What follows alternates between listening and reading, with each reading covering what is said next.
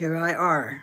I'm just not quite ready, but that's all right. We'll just go wet and wild, right?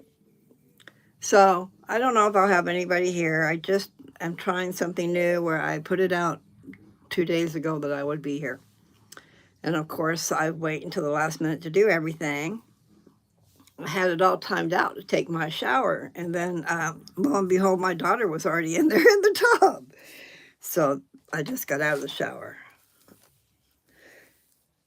And I have gone up and down the stairs a few times trying to prepare because my voice, I do lose my voice. So it's good to have a little water to wet my whistle. I will be putting on my glasses if I see action going on. And I don't, like I've said in the past, I don't have anything planned. Pop is really not the thing for me to be drinking, but that was the last thing in my cup. I just put ice in my cup. And then I'm going to add fresh pop to it. But it is true. If you need to wet your whistle, I don't know that soda pop is the thing. Once upon a time, I've done a lot of things. I was a single mom. And I didn't want to work all the time. I wanted to be with her. It's really unfair what they do, especially when you find yourself. Some people might be trying to have babies so that they can be on assistance, so they can have some money to live off of, which is horrid. Because if that's their case, then they're not, I don't know how they're taking care of their children. But I forget why I said that. Let me put my glasses on. I see said, the blind man. Hello, Joe. At least one of my peoples are here. I have to have the glasses on to see what is said down here. But thank you for saying hello. I am, my lives and all my videos are flying by the seat of my pants, okay? I never really know exactly what I'm going to say, where the pathways of my brain is going to take me. I've really enjoyed following the thoughts that my brain has, okay? So one thought triggers another thought, and here comes these files from way back yonder. I'm just saying it can be real interesting to follow the pathways of your brain.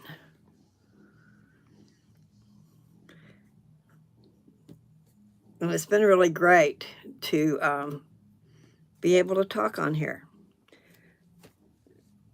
I started this channel to share papers that I wrote a long time ago.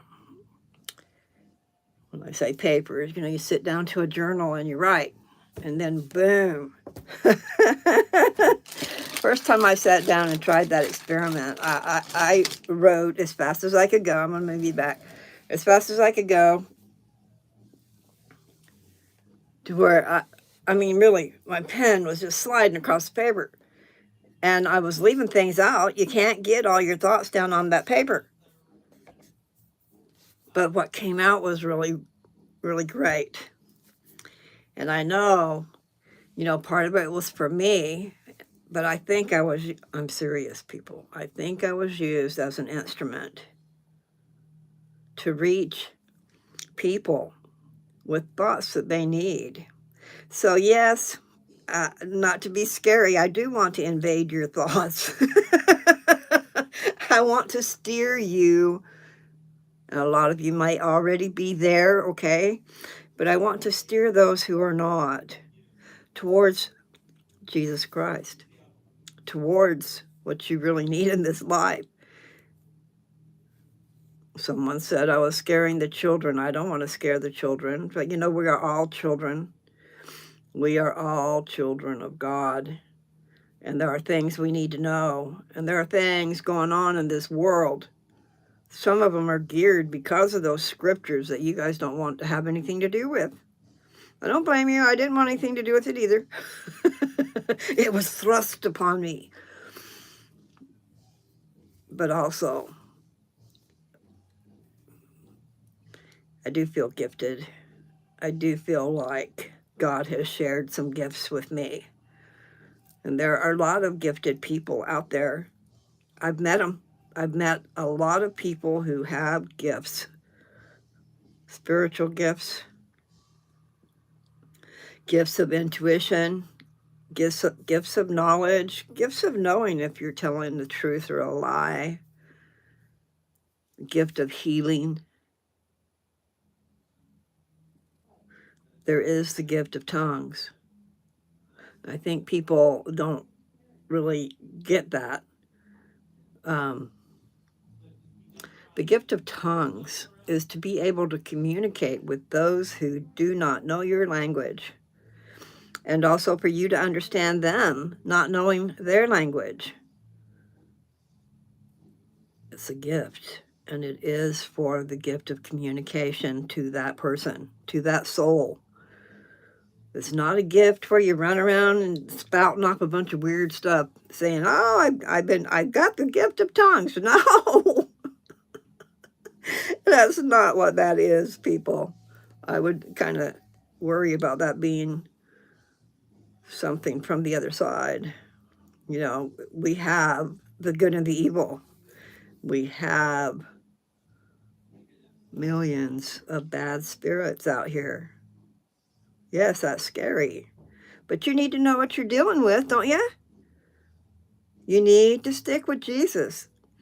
You don't have to cry his name day and night all the time and stuff, but you need to put him in your heart and in your mind, as in the way you live your life. Really. If you become in tune with Jesus Christ and you really get to know those scriptures, because those scriptures, they're people teaching you. And in essence, it's Jesus Christ teaching you, because he told the prophets what to say. There's that one part. I'll drop my scriptures, but there's that one part. 3rd Nephi. Okay, I would like for you all to, and I need to pull my hair back. I would like for you guys to get that app. It's free. And you have all the scriptures and other things, not just scriptures, on that app. So I was talking about something that led me to that. I do get distracted. And I do need a pen. I did bring some paper in here. My problem is, yes, I was told that I need somebody's help, as in, I guess, a moderator. But I don't know. I just want to fly by the seat of my pants like I normally do. And if it's too much for me, then I don't know what I'll do. If if there are comments and then I don't get to them, please be patient with me. It will depend, if there's only a comment and no spaces, but if there's comment, I might miss something. Okay, so I poured me some syrup. Pepsi Cola. I need to pin my hair back. My chair. Okay, clips. There's clips right over here. I'll just bring this whole thing over here. No, I'm not prepared. Because it's like, I feel like it's the normal deal where I just sit down, push a button. But I do. If I want to get some, see, I just need to find out from you guys, but I kind of know. What is it that you want to know? I just need to get this hair moved over so I'm not always messing with it. And right now my hair is wet. Not quite as wet as sopping. Anyway, I was trying to think what subject, because I've got this book. And you could put it, I don't know if it's in, okay, surely it's in print. But I'm talking about Mormon doctrine. Okay, so for you members of the church, you might know about it already, but you might not.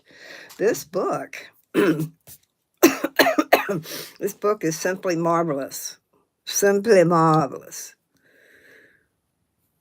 I don't know how to do the Q&A. I'm not going to mess with that because it puts something in front of my face. It's giving me some suggestions. I figure you guys can put your comments there, and that is the Q. And then I will try to address them. I wish I could mess with my hair and it would be just perfect. But no, that's not going to be the way it is. Anyway, people, in the future, I will do better. And it's like I told my friend, I don't know. I'm doing this now during this space and time where I have time to do it, because I have a feeling life is going to get busy. The older you get, you would think, you're retired and you're not going to be doing much of anything. Well, guess what? Normally, retired people are busy, busy, busy. They don't get to be slothful. That is a thing. That's actually a sin too. Laziness. Like the sloth. Interesting. Okay. So I was talking about the prophets and what they say. When you're reading those scriptures, you are actually listening to Jesus. You have to discern what is what. But if it's the prophets telling you something, Jesus told them what to tell.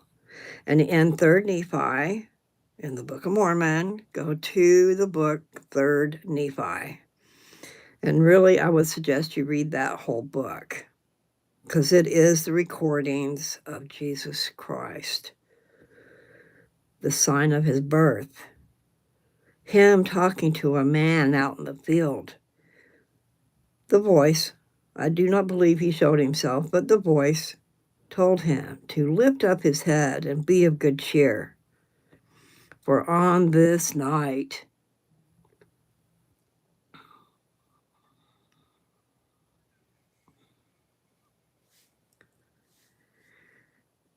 the sign will be given, and on the morrow come I into the world.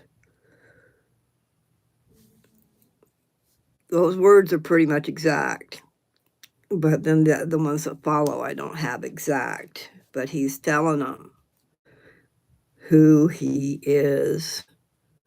I come in the world to fulfill all things that I have, or many things, I'm not sure if it's all, things that I have had the prophets to write, to preach and to write. Now, see, I'm adding some words here. But if you go to 3rd Nephi and you read, and you just want to get to a couple of good verses, 4 verses, go from 12 through 15 in 3rd Nephi, 1st chapter.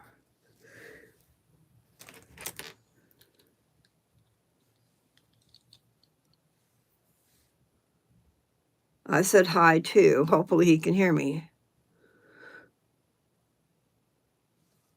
There's all these things on the side. I need to take a class. Surely you guys can hear me. I don't know how to text in here, so okay, I'm set. Hi, Joe. Yes, we can hear you. Thank you.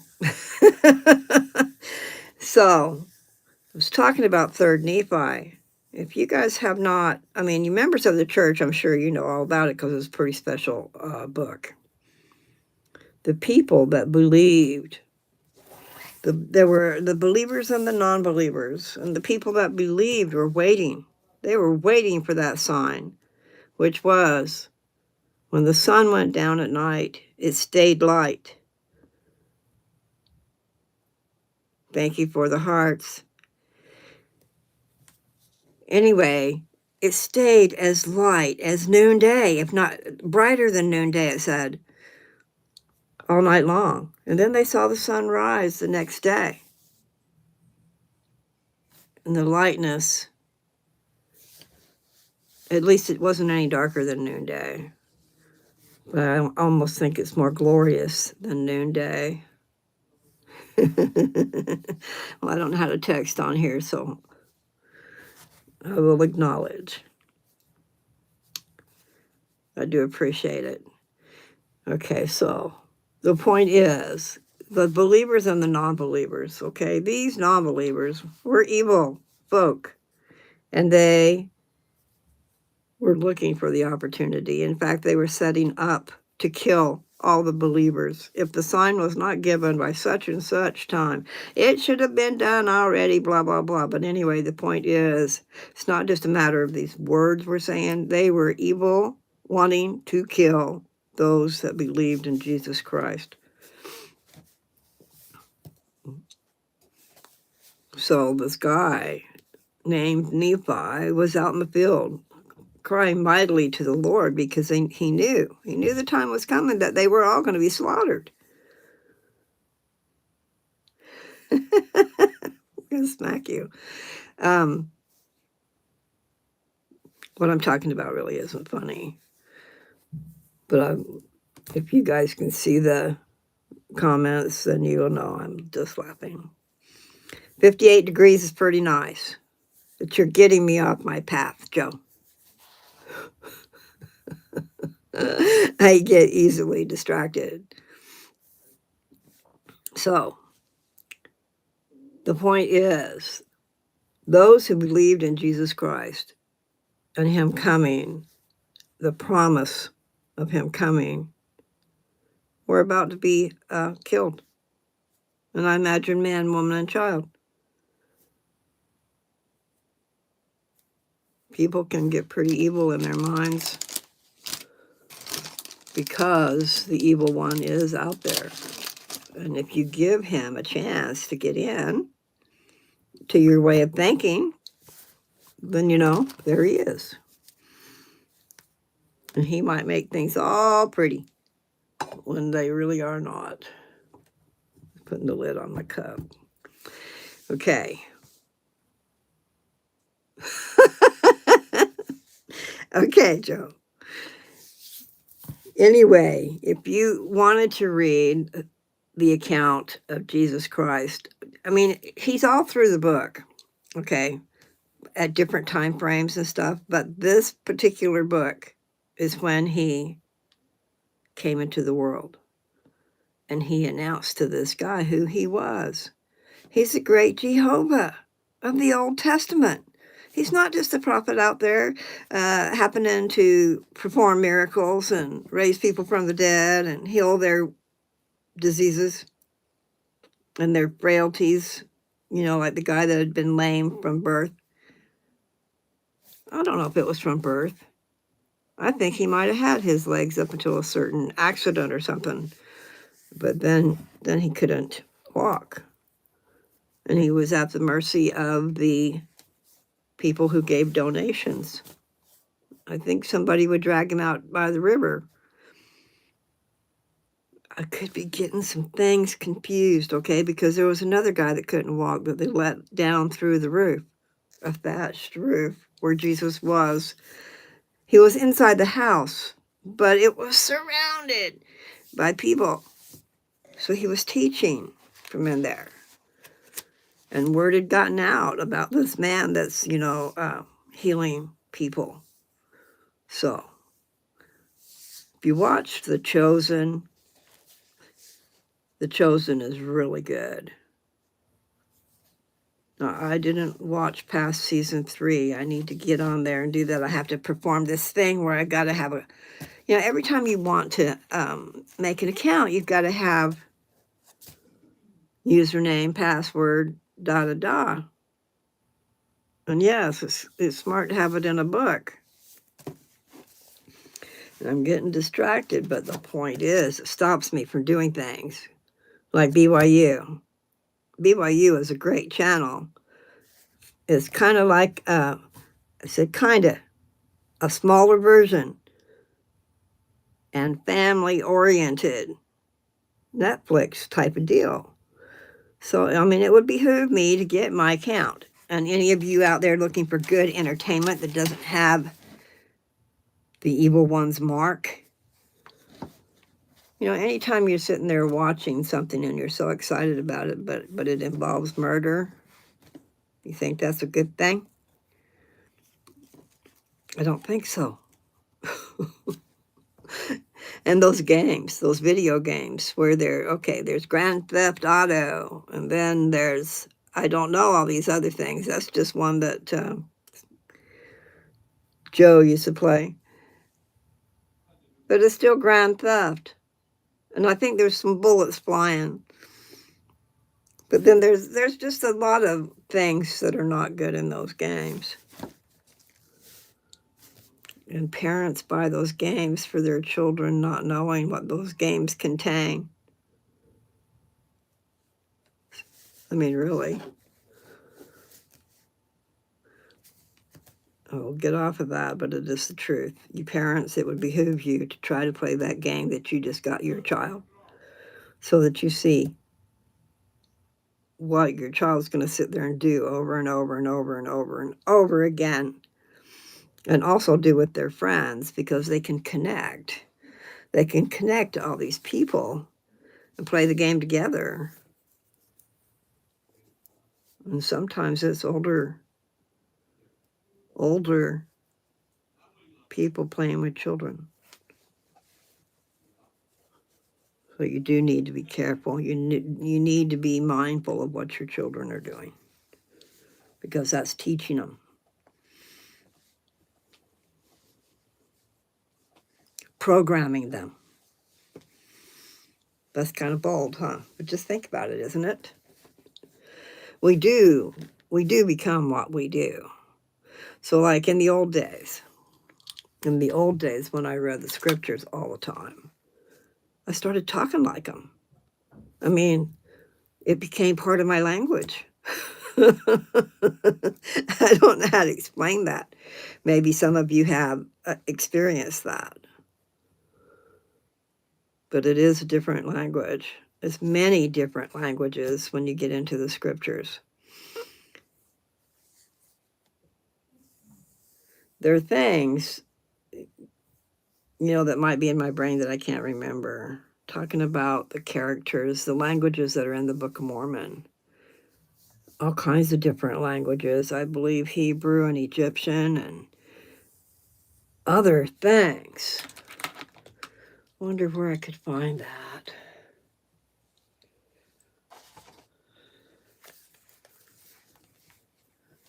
I'm going to try to look it up. We'll just see what happens.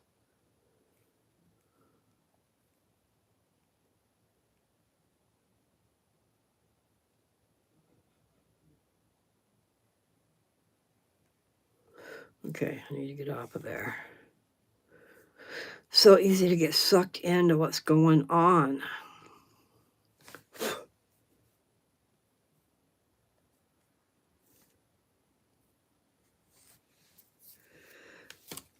I've talked about it recently. I've done a lot of videos about the Book of Mormon. And recently I was reading the testimony of the 3 witnesses, the testimony of the 8 witnesses, Joseph Smith his story in this Pearl of Great Price, not the one in the Book of Mormon. The one in the Book of Mormon is about the Book of Mormon, which is Angel Moroni. But the first vision happened when he was 14 and a half years old. And it was quite a while. I'm going to pull my chair up. Quite a while before he actually found out about the plates. Because I think it was 3.5 years before Moroni came along.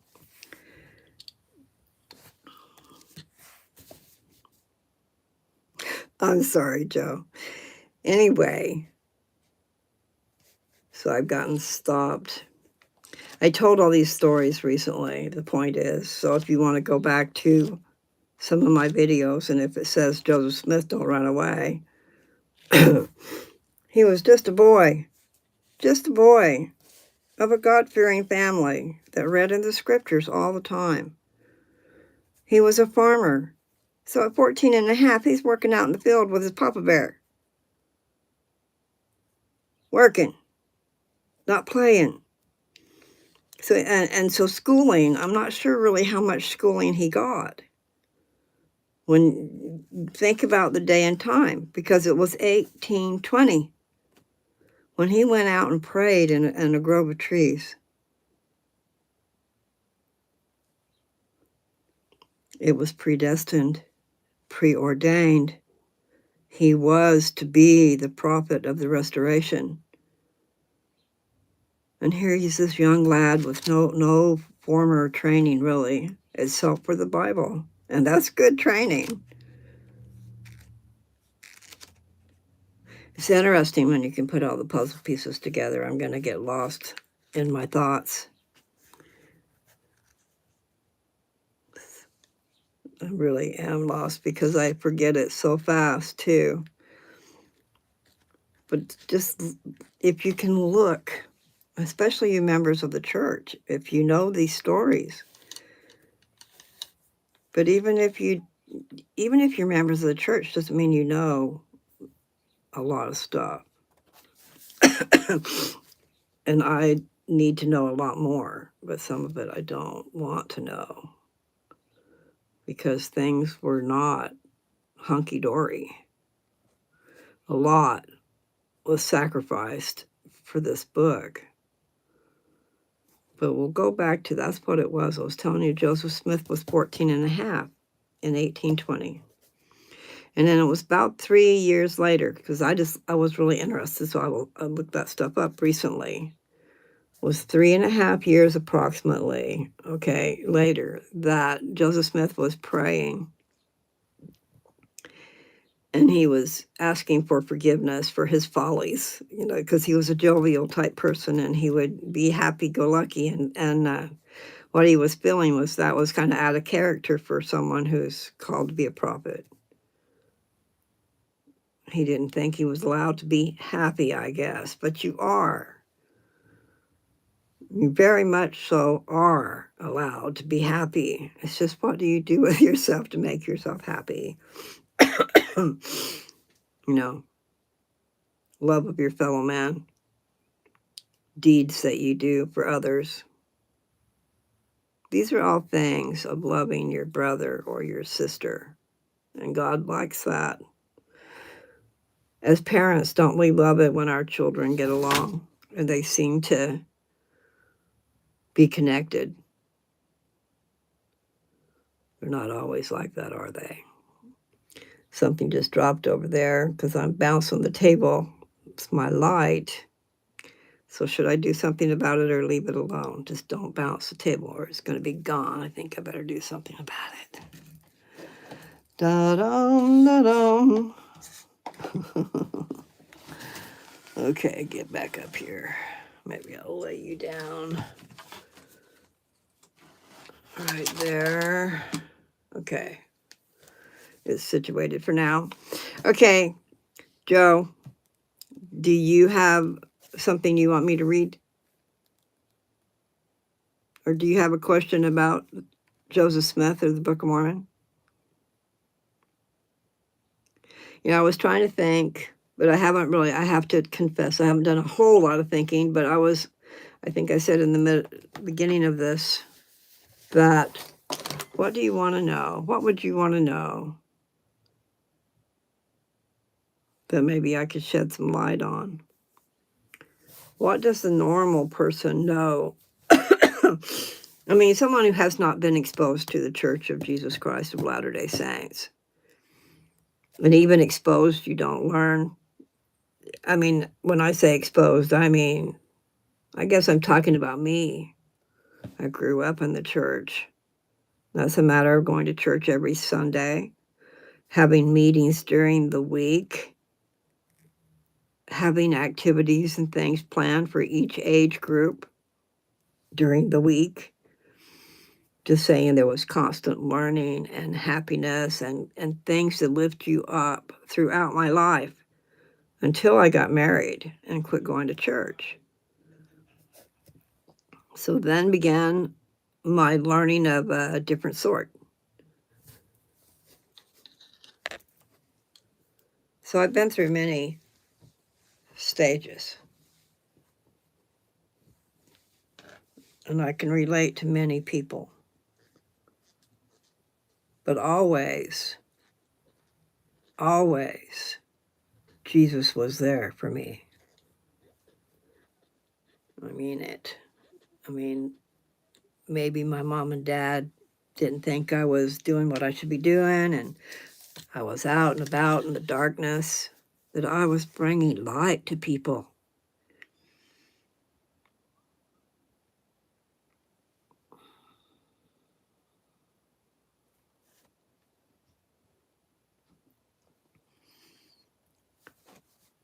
Some people have never experienced love,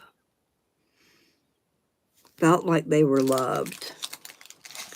And I feel like I grew up in Jesus Christ Church, his family. Our manuals are inspired, which means Jesus Christ inspired them. My papers that I wrote years ago, I mean, one is like 44 years ago. My daughter was 5 and she's 49. Turn on your light so you are not in the dark. It's got some good words of advice. It's kind of different. What I did was I'd already been through secretarial school, secretarial science, which involves business communications and business English 1 and business English 2 and math and this and that and the other thing and the calculators and the typewriter and everything all encompassed, grammar, how to write a sentence. So those things actually did provide a wonderful service to me because communication is so important. And if you can't put a sentence together to try and put your thoughts out there, and it's not just even putting your thoughts out there, they have to receive them. There's a lot that goes into this communication thing. So I'm grateful for that. Secretarial Science through Trend Business College. It was a 6-month course. So it was all day long, all these different classes. And I started when there was only 4 months left. And I had to do the work of the 6 months.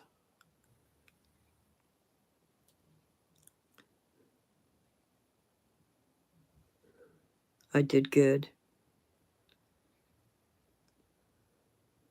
It was an eye-opener because earlier in my life, I didn't think I couldn't read that well. And I didn't have anybody helping me read at home.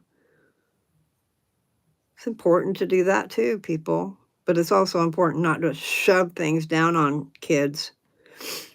See, I got distracted. I'm talking about today, this day and time, what they're trying to shove down our kids' throats. Their little minds. Oh, they can take it.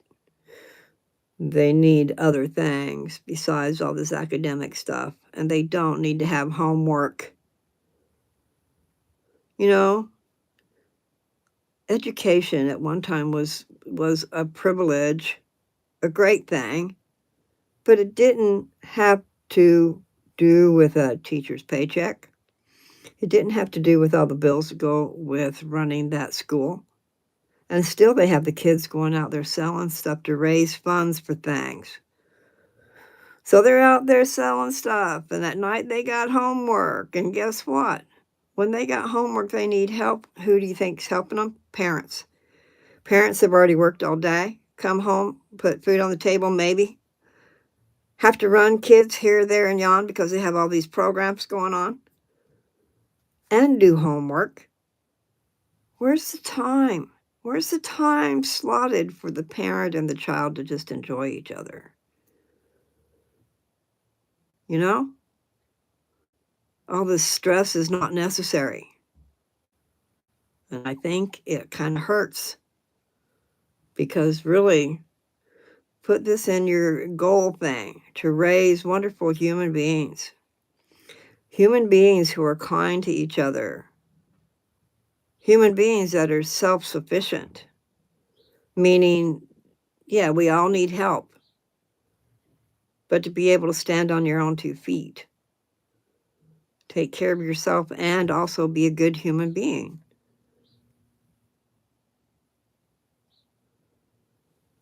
Trying to think of my right words. But it would be, God's standard, his child. How do you treat his other child? That's what we need to think about. Thank you for the hearts. Okay, so what I was trying to say is all about Jesus, every bit of it. So he's the God of the Old Testament. He's the Great Spirit because he had not received his body yet.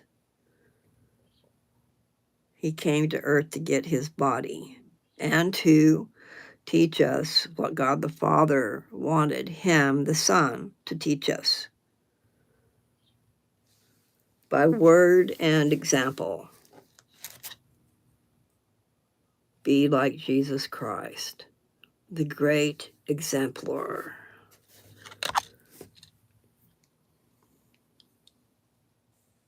Hi, Jacob.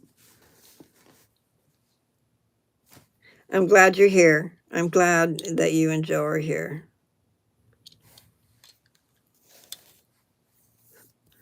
It's nice to have supporters. I did try to put it out there. I don't know what I'm doing, but there are a few people, if they got a hold to it and were able, would maybe show up. But it is an experiment, and I never know what I'm going to say. All I know is Jesus Christ is the topic, and Jesus Christ is God the Son and God the Redeemer.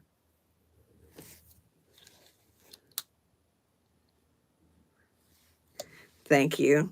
I am a preacher. I've got these books. Okay, I was going to tell a story about this Mormon doctrine. I did start on that. My Papa Bear, I bought him during his life. I bought him 2 different sets, or not sets, 2 different books called Mormon Doctrine, because he wore them out. And the last one, I don't know if my sister or anybody else got him these books, but it was I've got one somewhere, but it's a black book. The binding is black. But my Papa Bear, maybe my mama, they took the book, the inside. Okay, so this is Mormon Doctrine K through Z. And this is Mormon Doctrine A through J. But they took the insides of the book because the binding was all broken up, I guess. And they took it to a binder. And that's what they did. They put it in well, it's a thick book. But what it is, if you don't know what Mormon Doctrine is it's a book of topics and where to go look scriptures up about those topics. So I thought, well, those will be a good thing to have at my live.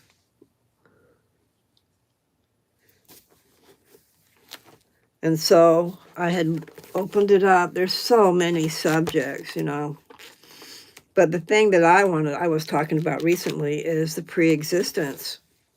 So that's what I need to look up. That would be in the P's. So what this book will do, it'll also read what's in that scripture. There's the subject sacrament meetings. So what did I want? Pre-existence. Do, do, do, do. Okay.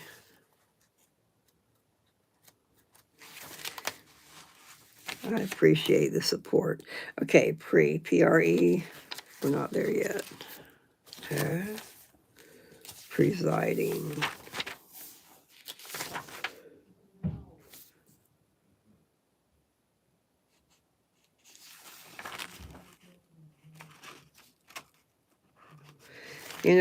I just saw that. I don't, that's not what I wanted to talk about. Here's predestination. Here's pre-existence. Okay. But what I was just looking at said priestcraft. It says, see apostasy, priesthood, priest. Nephi said that the Lord commanded that there shall be no priestcrafts. For behold, priestcrafts are that men preach and set themselves up for a light unto the world, that they may get gain and praise of the world. But they seek not the welfare of Zion. Okay, that's in 2 Nephi 26, verse 29. I was talking about the apostasy the other day. It says apostasy is born of priestcrafts. That's in 2 Nephi 10, verse 5, and 3 Nephi 16, verse 10. Doctrine and Covenants 33, verse 4. For those who engage in them follow vain things, teach false doctrine, love riches, and aspire to personal honors. That's Alma chapter 1, verse 12. I don't know if it's before or after, okay?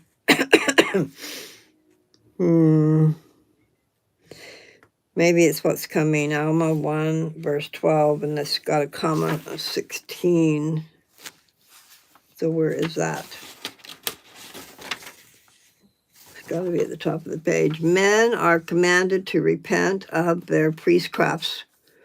3 Nephi 30, verse 2. And eventually, in the millennial day, these great evils will be done away.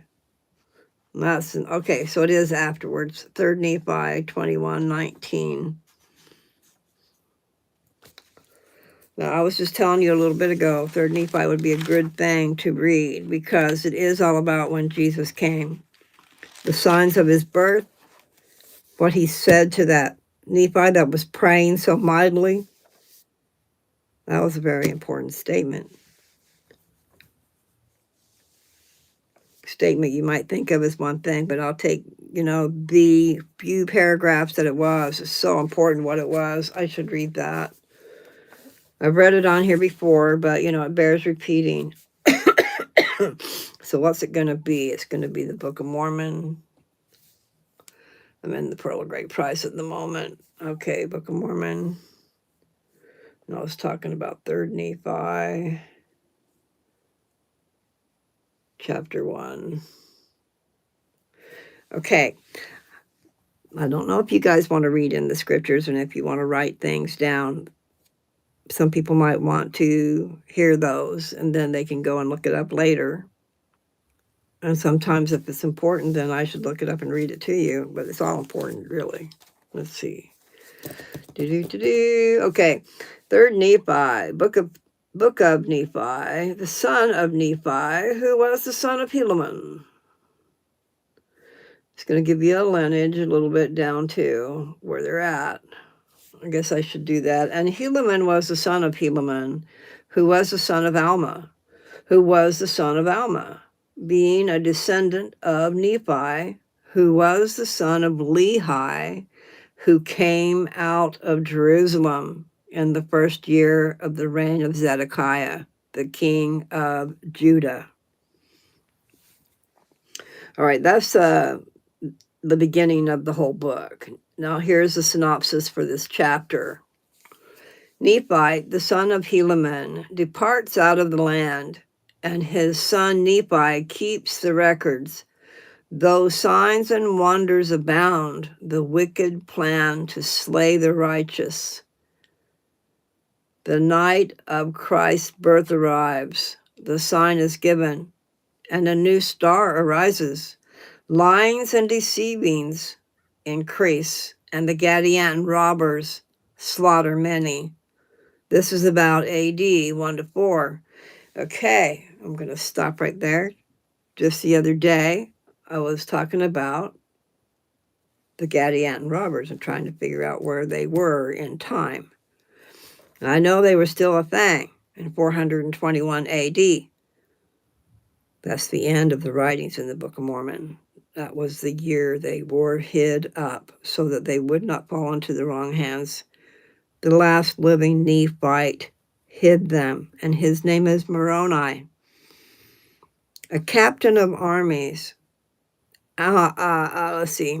Mormon was his father, and his father, Mormon, was the historian who pulled all these records together and condensed them, abridged them, so that we could have them in this Book of Mormon. Because there were massive quantities of records, so he pulled out of these records the most important and sacred things. He wrote about sacred things, ordinances, and covenants, and he wrote about the history of these people. When I say that, there's all these different books, remember. There's 4 Nephis, 1st, 2nd, 3rd, 4th. And there's 1 Alma and 1 Mosiah. There's a lot of different books that I just can't think of at the moment. But Mormon is one of them. In the back of the Book of Mormon, there is a little book called the Book of Mormon. It might just be called Mormon. There's 9 chapters. Those chapters are about war. It's about the annihilation of their people. The Lamanites and the Nephites, who once upon a time, 600 years before Christ, so before this time, that family came out of Jerusalem, and there were 4 sons, Laman and Lemuel, Sam and Nephi. Or Nephi and Sam, I'm not sure which, but I'm thinking Nephi was the youngest. And he's the one who became real tight with God. Nevertheless, my point was, Laman, the Lamanites, they followed Laman, the eldest brother. Nephites, they followed the younger brother and God. So there was a separation, and there was a hatred. By this time, 600 years, still hatred. And the Lamanites were evil, savage. Both of them had probably gotten to that point, because when you're fighting for your life, they say tooth and nail, but I'm talking clubs and swords. And it's kill or be killed. So savagery is there on both sides. It's a taught thing. You learn it because you're in the midst of all this hatred and survival.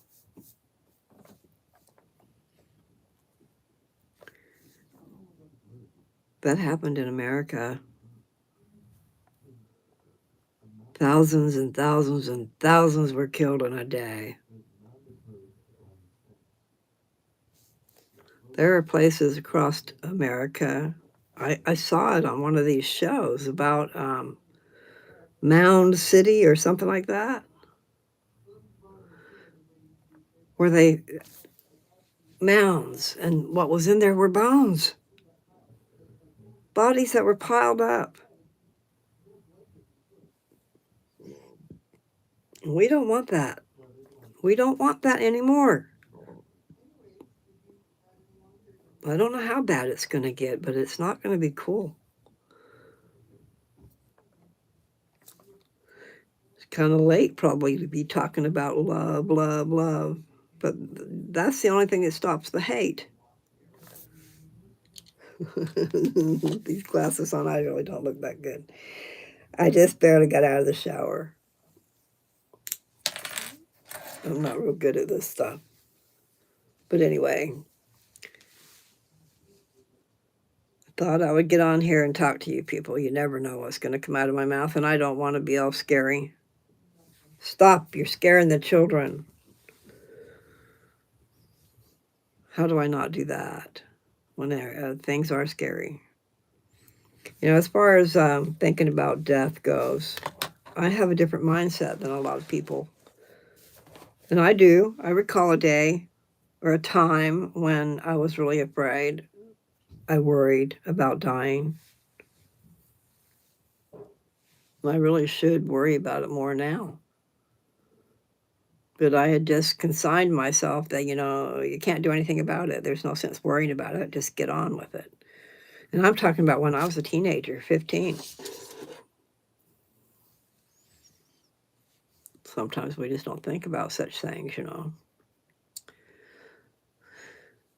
So, what do you suppose your purpose in life is?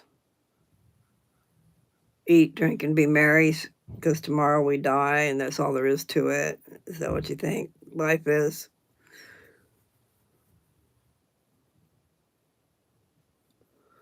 I used to think life was supposed to be wonderful, simply marvelous. I like to use that expression. But you find out that there's just trials and tribulations that you have to overcome. And some of them are trivial, but we make them into big old things, like making a mountain out of a molehill. I talk a lot in expressions.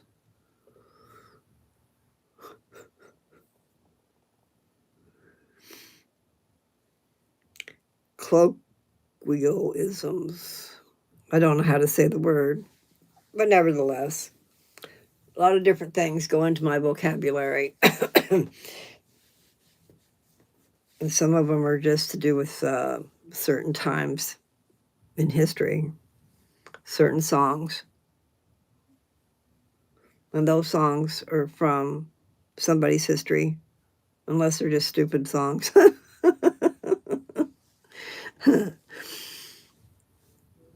There have been some songs, we go and we play. I don't play, I watch. Sometimes I say, hey, why don't you do this? And then I get told to shut up. As my daughter's in a pool league. And she's not bad at playing pool. But all these old guys are telling her what she should and shouldn't be doing. And sometimes it will make a person a little intimidated and not get the shot. But she does appreciate their advice. But when I get over there and give advice, it's like, shut up. But nevertheless, that is our time to be going out together, is in the afternoon on Tuesdays. And we were doing that, and then they started a pool league. And it's called the Old Heads. The other day I called them the Dead Heads.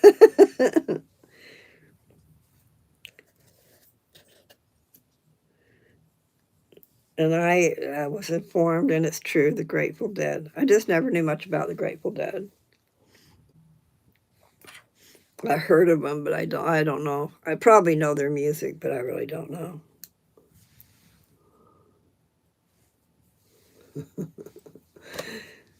That's the thing about it, you're doing this thing in front of it's like a mirror, so you can see yourself. Kinda. Gotta do that one over. Okay. Tell me. Do you have a question? I have to put these on. I have to think. The thing that I was thinking is that people would want to know where they came from. How did they get here? And here's this thing called pre-existence. So maybe that's what I'll do. I'll just read out of there. And it's things that I've been telling you guys. I'm sure it's going to say some stuff. Okay, so pre-existence, see agency, counsel in heaven, election of grace, Father in heaven, first estate, foreordination, intelligences, Mother in heaven, spirit birth, spirit bodies, spirit children, spirit element, stars of heaven, war in heaven, pre-existence is the term commonly used to describe the pre-mortal existence of the spirit children of God, the Father. Speaking of this prior existence in a spirit, speaking of this prior existence in a spirit sphere. That's S-P-H-E-R-E. Like this earth is a sphere, a circle. Some people think it's flat. No. Okay. The first presidency of the church, Joseph Fielding Smith, John R. Winder, and Anthony H. Lund said, all men and women are in the similitude of the universal Father and Mother, and are literally the sons and daughters of deity.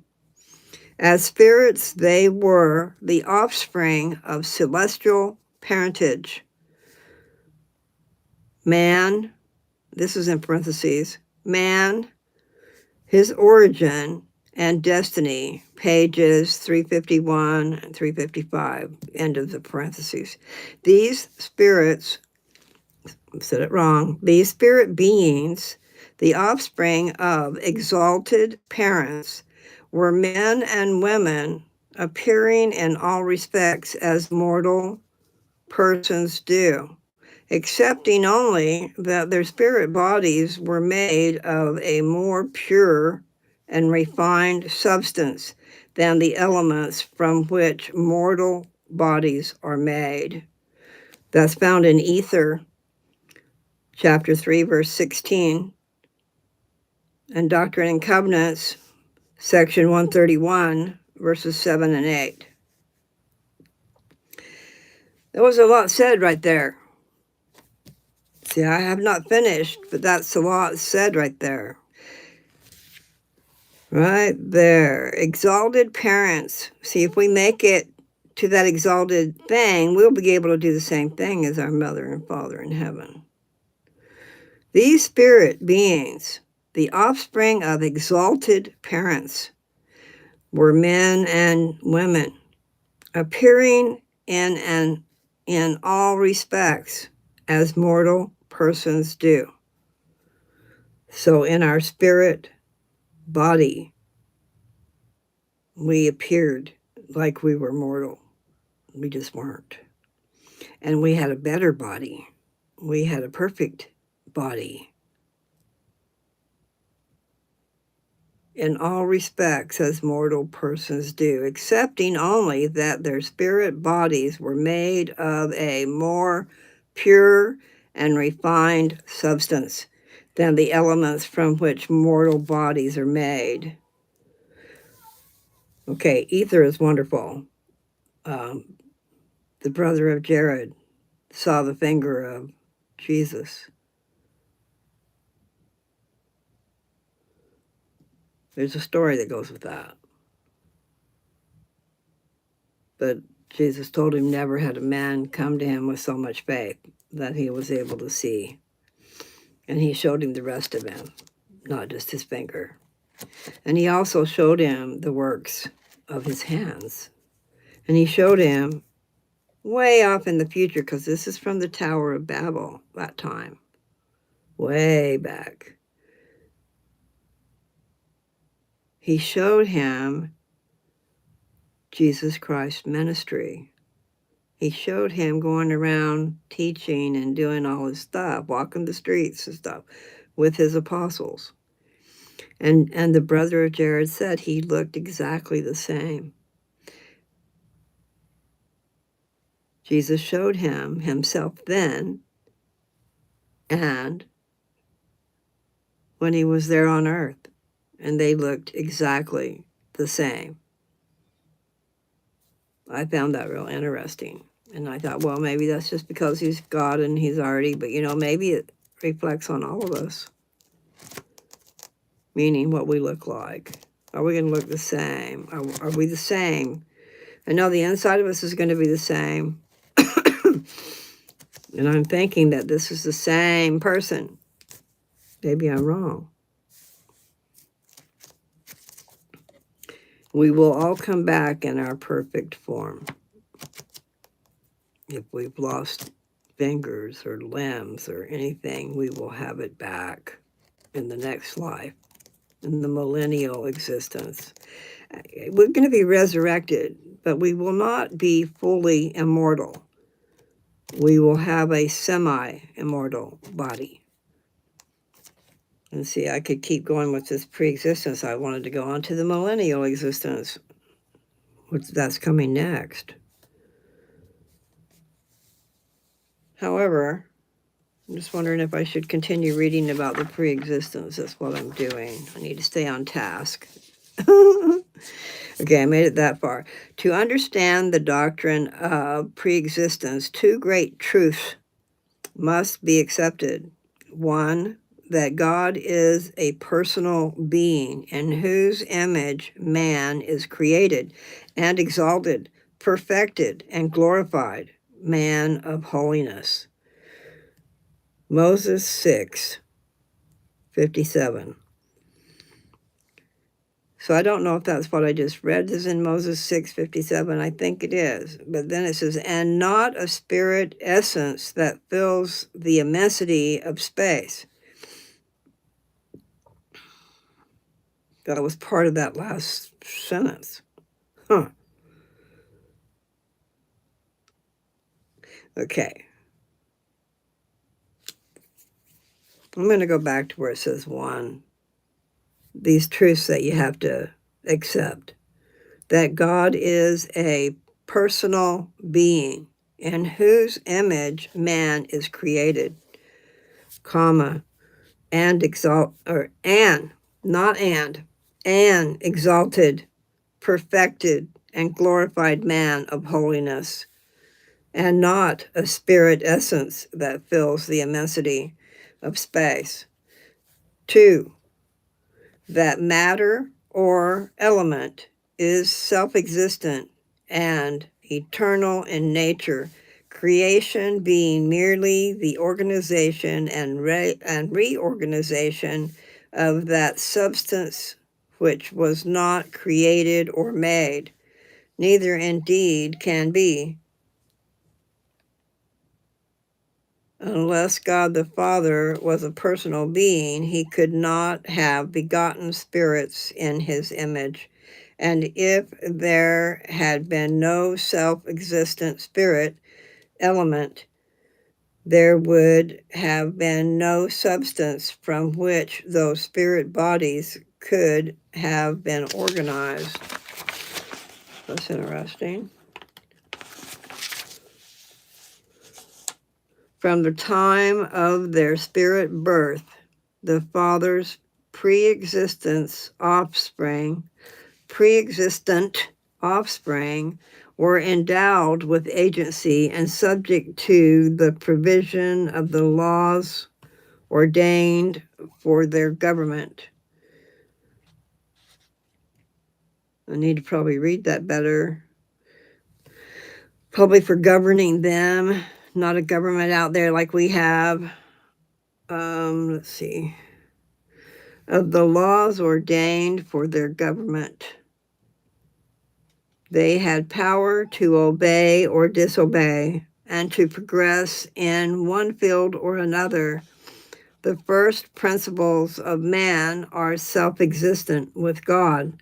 The prophet said, God himself, finding he was in the midst of spirits and glory, because he was more intelligent, saw proper to institute laws whereby the rest could have a privilege to advance like himself.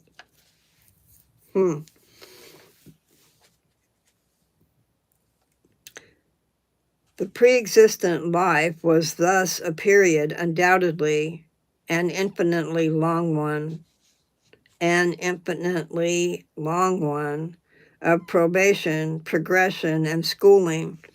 The spirit host were taught and given experiences in various administrative capacities. Some so exercised their agency and so conformed to law as to become noble and great.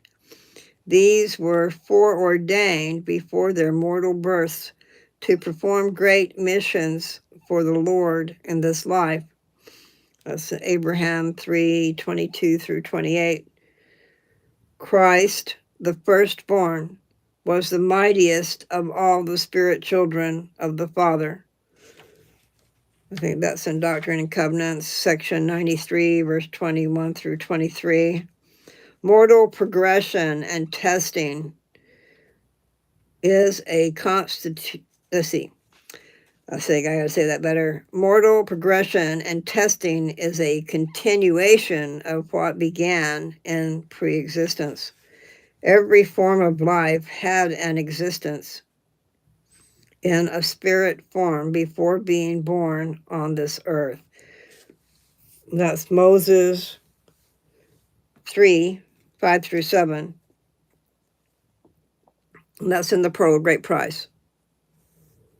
In each instance,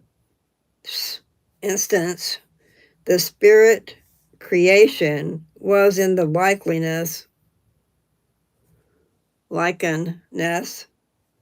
of that which is temporal, the spirit of man and the likeness of his person, as also the spirit of the beast and every other creature which God has created. That's in Doctrine and Covenants 77, verse 2. That's the end of the pre-existence. So then I was talking about millennial. The millennium's coming, people. And that is the time when Jesus will reign on the earth. And the lion and the lamb will lay down together. And the lion will eat grass, not the lamb. He's not just guarding his food like he does here. I don't know if he would leave it alive if he was guarding it. There's a millennium right there. Well, I tell you, that's one we ought to cover, the millennium, huh? There's a lot of pages on the millennium. And it says, see Adam Undai Amen. Then it says devil. Then it says earth, judgment day, kingdom of God, new heaven and new earth, peace, resurrection, revelations. These are places to go and look besides what I've got in front of me. Signs of the times. Okay, that's Temu.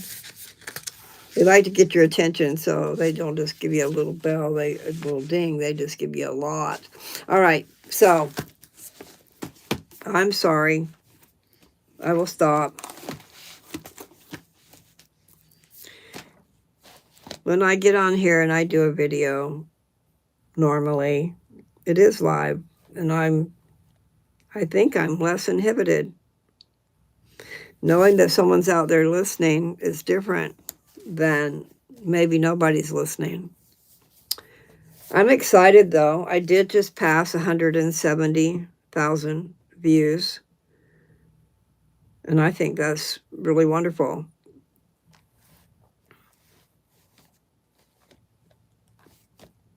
I don't know. I have 385 followers, subscribers. So I feel great that I still have them. It went up to 388, but then I lost a couple threes. I got on here and figured out what I was doing and said bye. Or maybe they just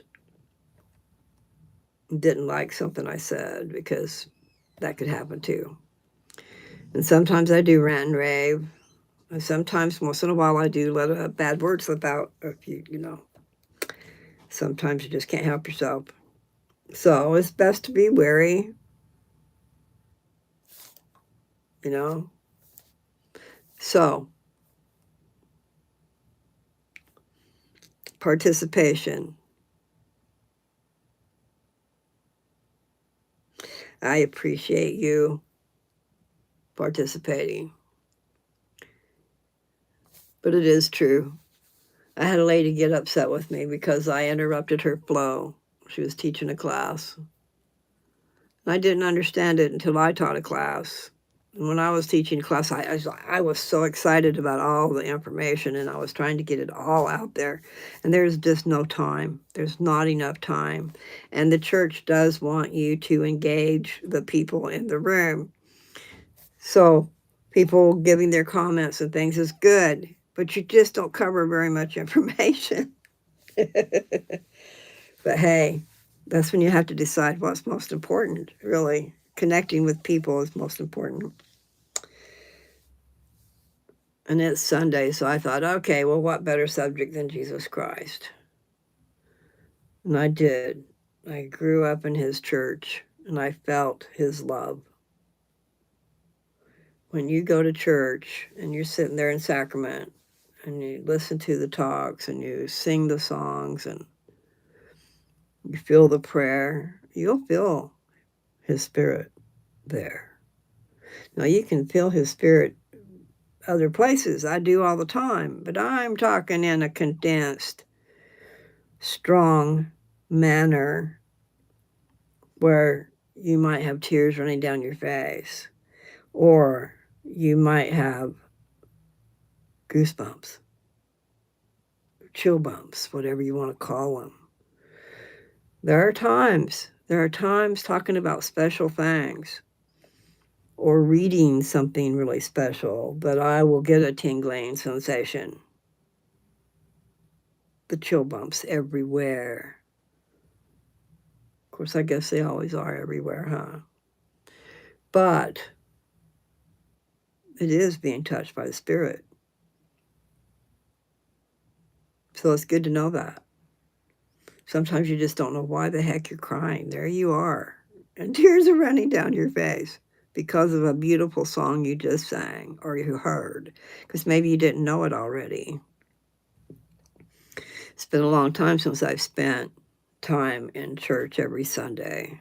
And so they're singing songs that I'm just not aware of. I want to sing the old ones. But anyway, it is a good place to go. And I would behoove you to do that. Look up the Church of Jesus Christ. Find one close to you. That's all you got to say to Google. Where is the closest Latter-day Saint church? Where is the closest Church of Jesus Christ of Latter-day Saints? Where's the closest Mormon church? I bet you'd find that too. And then there's a thing called Mormon.org, and there's a thing called LDS.org that will give you all kinds of information. It's wonderful. Again, simply marvelous. Yeah, I got my hair all pulled back. Nevertheless, what would I tell a beginner? I have no clue for sure. I still think about that girl, that young woman that wanted me to do things for beginners. And I'm going, sure, I'll try to do that. And then tell me the stories of Jesus. I mean, what do you see in the New Testament? Where would I send somebody to go to just start? The New Testament would be a good place, but then you still need to know what that's all about. Who's this guy they're talking about? In the Old Testament, from the beginning, I am sure they talk about this Savior that's going to come into the world. The plan. People were waiting for him. And that's 4,000 years before he came. And then he was here just for a short while. But he has done a lot in short whiles because he organized the church. While he was here, he taught. They didn't know nothing. He taught them things they just couldn't understand. And maybe we can't either, because it tells you in the New Testament, these sermons that he did and the words he used. And then later he would go back and teach his apostles what he meant, because he taught in parables. He taught in stories, but sometimes abstract stories. So he would give them what these things mean, and then they had to pull it together. But it does tell you in those scriptures. So if you want to know the parables and what does each part mean, and why did he talk in riddles? It was so that certain ones wouldn't know what he was saying, and certain ones would. Certain ones would. I gotta have a drink.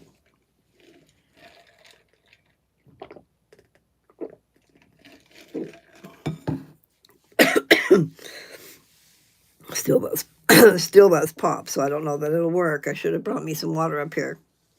There is actually some water over there.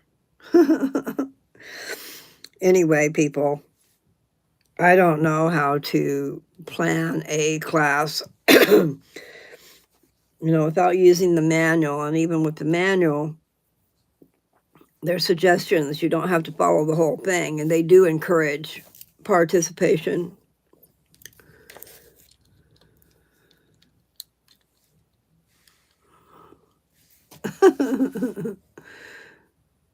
Okay. Trial and error. And what comes out of one's mouth. I don't know how long I will continue. I figure right now, while I'm kind of in a holding pattern. Like that airplane up in the air going in circles, but he's using up all that fuel. It can't stay up there forever. Anyway, just saying, my channel has served a purpose, and hopefully it's serving a great purpose, and that will continue. Hopefully it will not get lost, like once I'm not here anymore. Meaning once I stop putting out videos, or I slow down. Some people are doing them once a month. That's way slowed down. But it would depend on what you're putting out there. And yes, I need to make, I can't talk, an outline somehow to stay on task with what I'm trying to say, because there's just so much. And like this woman that I tried to, where do you start with Jesus Christ? Well, in the pre-existence, we were all of the same family. We look just like we do. That's what I just read. We look just like we do. We just have a different makeup. Not meaning the color, or, not like something you put on your face to look beautiful. But your makeup, what you're made of, your molecules, your atoms and protons and all that stuff. I don't know what they are. The thing you got your energy from, the sparkle in your eye, your soul is inside this body. And that is a song they sing when you're young. Maybe even in sacrament meeting, talking about this body is a temple, and it houses your spirit. And you should take care of it. And I've got to do better. When I'm talking to you guys, I'm talking to me too. And definitely don't ever think that I'm as perfect, because I am not. And I have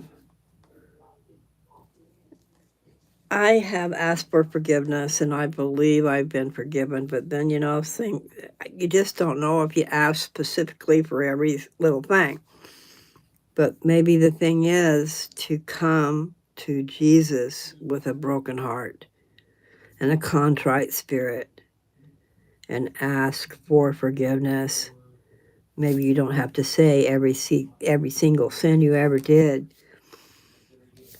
Just come and start anew. And that's what baptism is. You know, the symbolism of baptism is going down in the water as the old creature, the one with all those sins and all those shortcomings. Go down in the water and you come back a new creature. As far as your mind goes and as far as those sins go, the sins are gone. You take on the name of Jesus Christ and you live like him. You try to do good. You try to treat your fellow man like you want to be treated. I'm just saying, in your basic kindness. You know, kindness is a great act.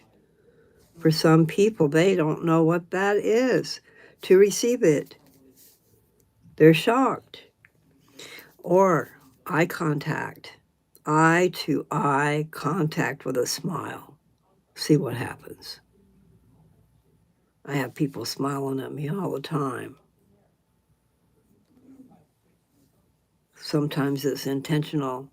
In other words, sometimes I've actually looked at them, but I see the smiles. I see the people lighting up. And maybe it's because I always have a smile on my face. Maybe I can't help myself. You know, I am a jovial type person usually, and I don't always complain, but sometimes I do. Don't cross me, type of deal, man. I treat you the way I want to be treated until you treat me bad, treat me mean. It's my first reaction to be mean back. It's so hard not to be mean back. And then a lot of times there's a reason. There is a reason for their actions, and it's not necessarily you. You're just the one they're taking it out on. Misplaced anger. They're angry, and so they let it low on you. I didn't say those words very good, but you know what I mean. Dump that trailer load on you.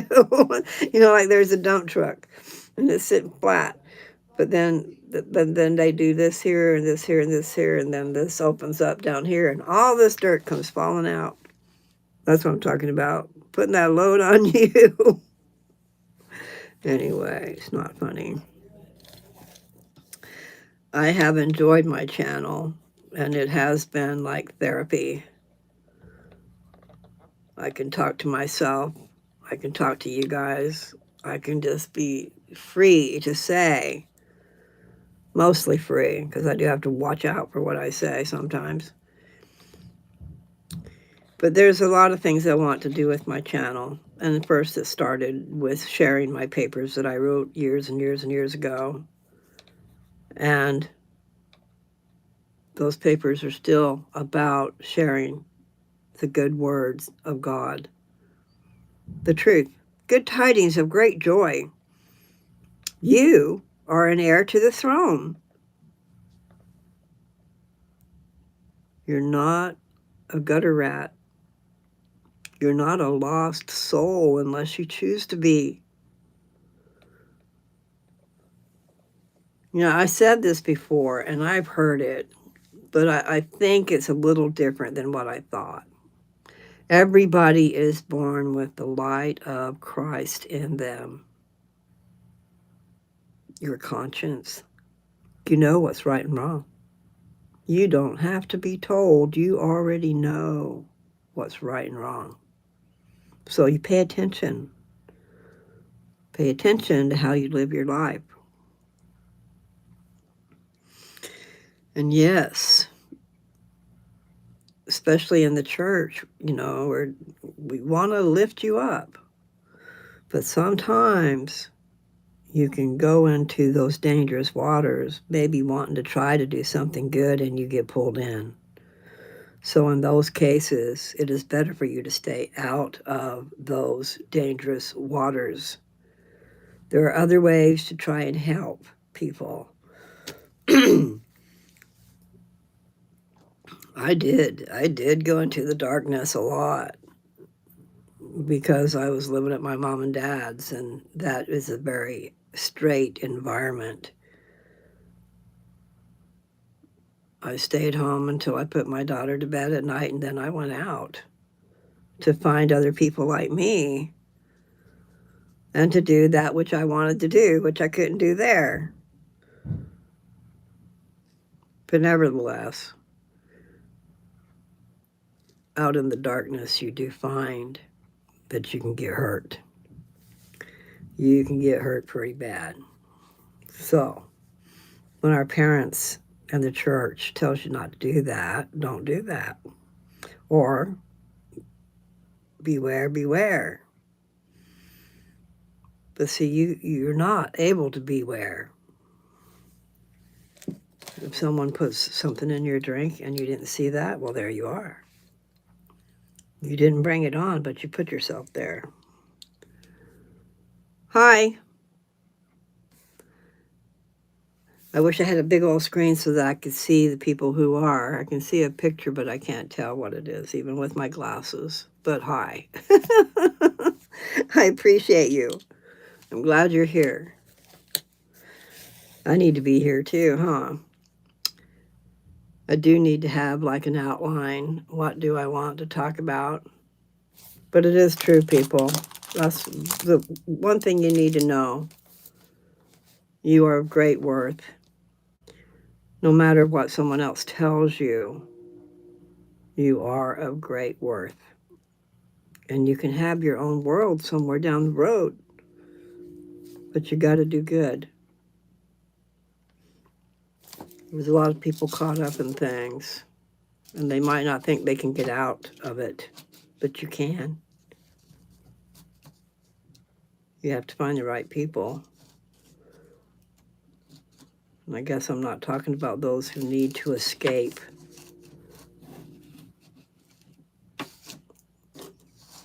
But there are. Prayer. Pray with all your mind, might, and strength sometimes. Boy, you want to talk about a lot of praying going on. When I got my diagnosis, didn't know if I had enough faith. I didn't know if I was worthy of a miracle, but I sure asked for one.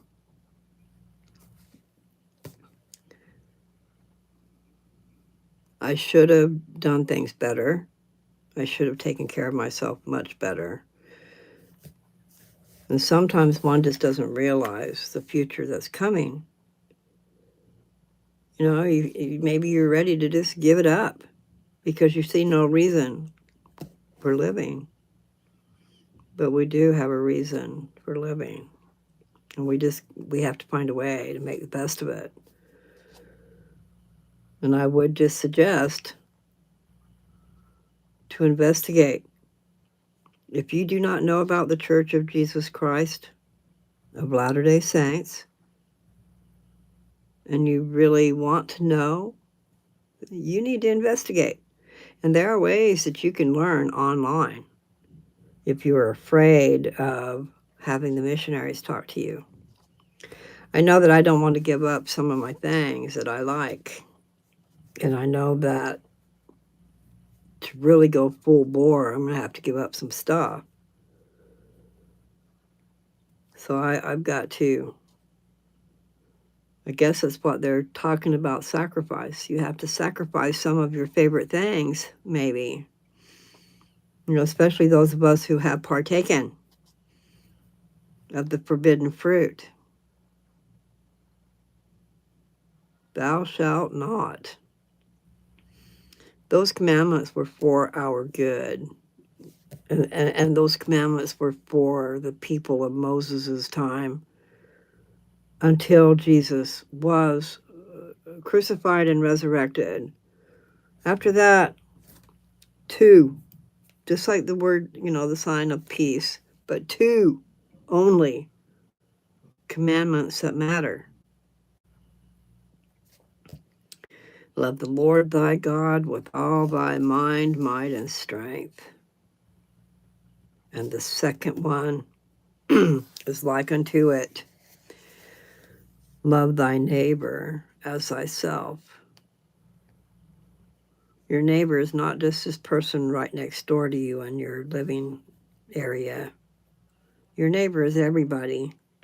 Anybody and everybody, no matter where they are.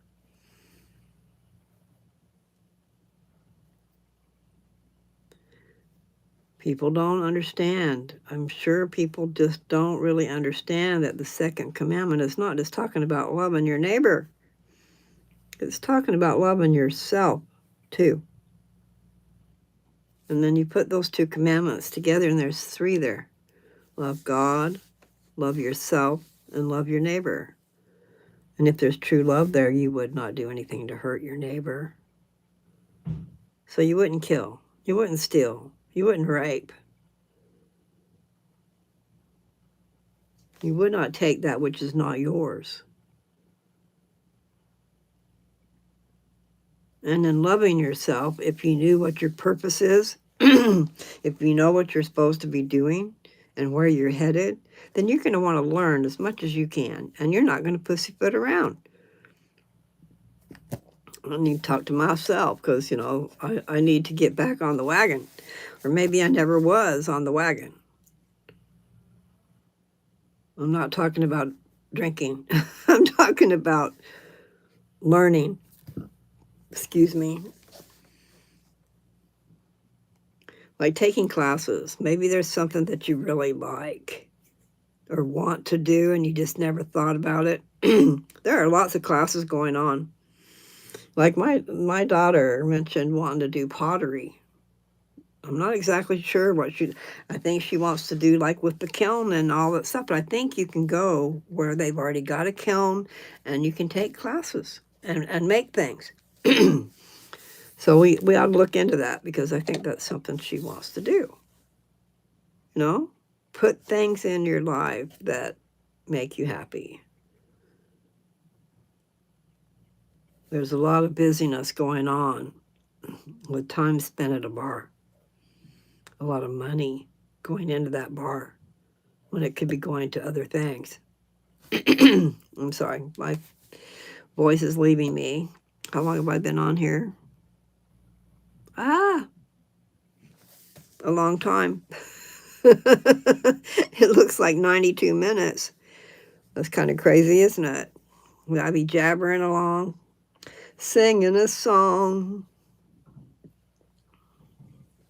Just stop, 'cause I really love you. Stop, I've been thinking of you. Let love get us together or something like that. Forever. Okay, the word forever. We tell our lover, I love you forever. Do you know what that really is possible? I didn't say that sentence very good. I don't know. I mixed two things together, but the point is, in those temples, you get married for time and all eternity. By those in authority, the sealing power is here, but you have to qualify for it. You have to go through channels. You have to learn stuff. You have to have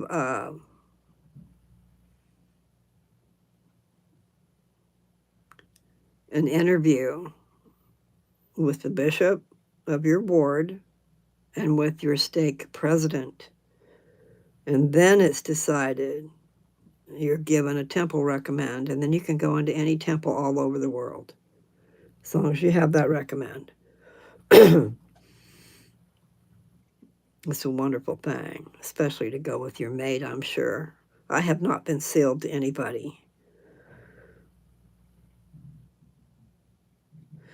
Certainly don't want to be sealed to the wrong person. But I'm just glad I have not been sealed.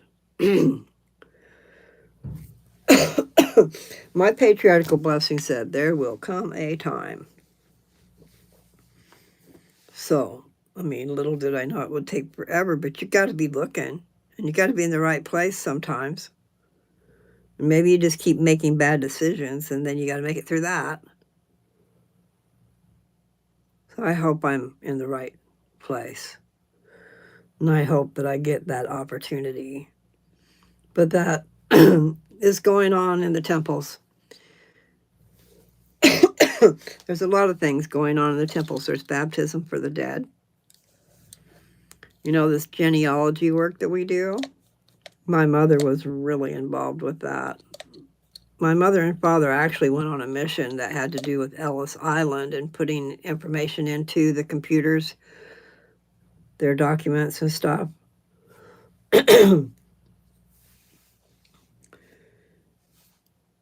But there's a lot that goes into that.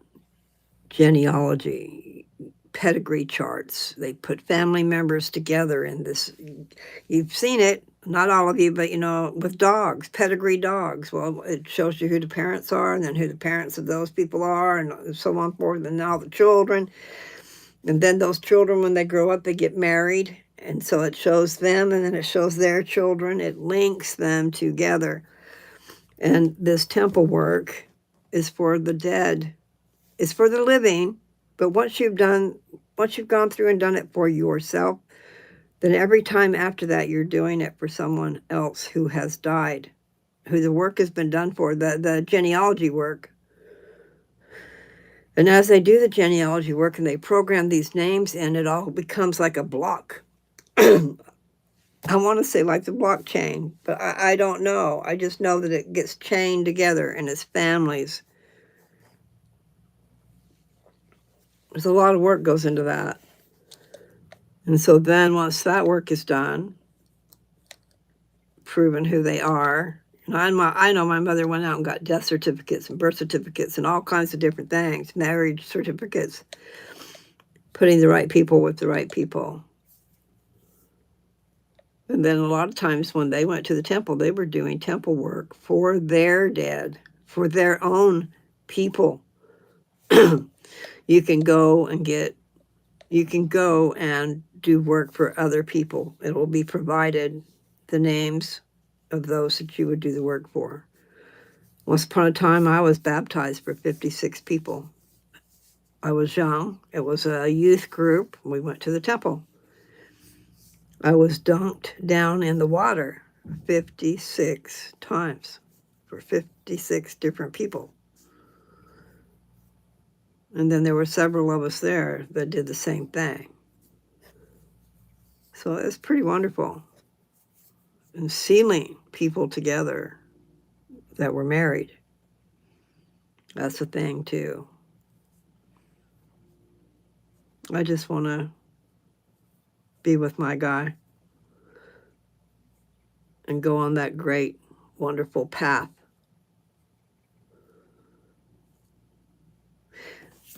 Not long ago, I did a thing about the tree of life. And it's a vision that was given to Lehi, that guy that left Jerusalem. And then Nephi, his son, wanted to see that vision, and he was able to. It was shown to him. So, in that vision, it shows the straight and narrow path. Try to put a drawing in your head. Okay, there's this. I went to a paint and sip thing. So what they would do is they'd give you a canvas, and then they would tell you what to color in different places. So in the middle of this canvas, you can make all this dark, cloudy stuff, the mist of darkness. And then you can draw this straight and narrow path. It's going into the midst of the darkness. And on the side of this straight and narrow path is a railing, an iron rod. Okay, but it's a railing to hold on to keep you on the straight and narrow path. Now, I'm facing you, so I'm doing it different, but if to your left, I'm going to go over here to my left, but it's going to be at the other side for you. Anyway, to the left is this great and spacious building, humongous building, and it is loaded with people that are having a good old time. They're laughing and partying. They probably got drinks in their hand. And they're pointing at the people that are on the straight and narrow path, and they're laughing at them. Now, straight and narrow paths leading into this mist of darkness. And over on the left, like I said, was that great and spacious building, but there was also like I don't know if it's a river or a canal or something, but there's a water there too. But it doesn't have any meaning, I don't think. Nevertheless, you go and you're going in the middle, in the midst of darkness. In the mist. The darkness is so thick you can't see. And you hold on to the rod, which is the Word of God. It will safely guide you through. So you get to the other side, and there on the right is this humongous tree with all this beautiful fruit. And you take, I've got my hands doing this number here, you take a piece of that fruit, you bite it, and you've never tasted anything so sweet in your life. That is eternal life. That's what we're here to try to get to. But you're going to have to go through all this trouble and struggle. Hold to the rod, the Word of God.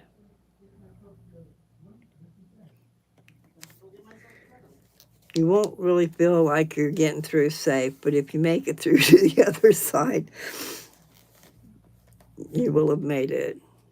But what does it say? Let's see if I can pull that out.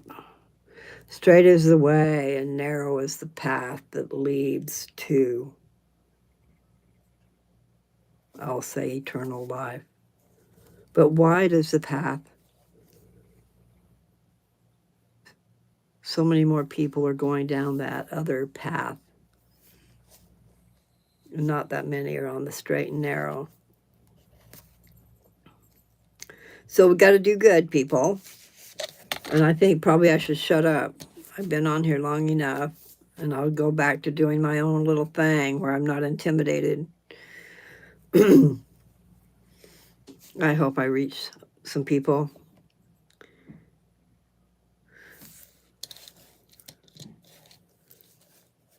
There's so much to learn. And I did have a vision. I did have a dream that was just outrageous. And I did learn from that dream. And I had been praying for answers. And I've talked about this before. I know it's redundant. But I wanted to know, how could God create a world? And how could he create me? People, human beings, the animals, everything that's got a mind ticking. You know, the whole works, the whole shebang. But how are we going to do that? I just couldn't put it in my head. And that dream let me know a lot of things, but the main thing is you do your best. This is what my dad used to say, and I didn't know what he was talking about really, but you do your best and the Lord will do the rest. Okay, that was one of his expressions. But here's what I found out. I need to pull those scriptures together, and I should be writing them down.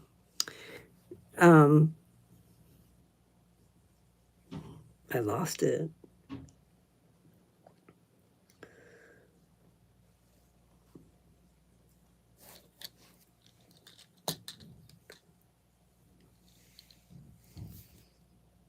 I don't know what that means. Tell me what that means.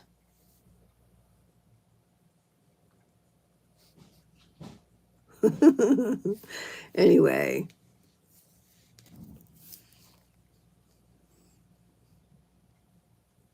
I'm doing Groovy Grapes. I'm doing really good today. And really, I do good most days. I can't say that I do bad. For the condition I'm in, I'm doing wonderful. You ever heard that song? I just dropped in to see what condition my condition was in.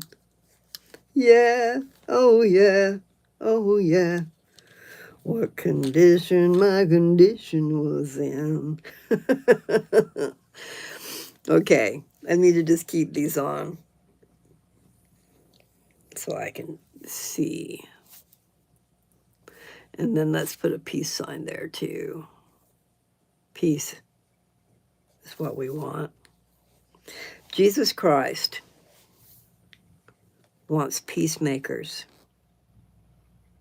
Did you know that?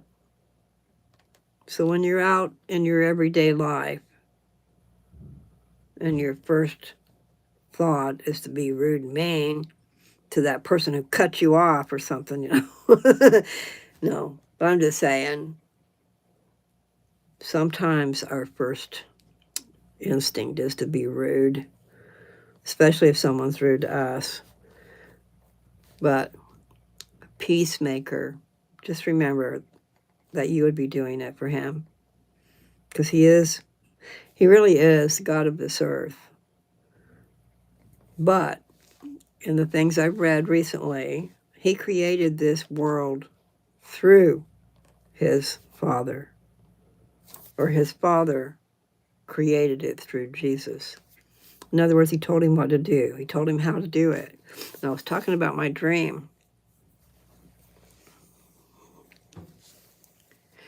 That expression my dad said, you do your best and the Lord will do the rest. Well, that's what I found out, basically. I'm in this deep sleep.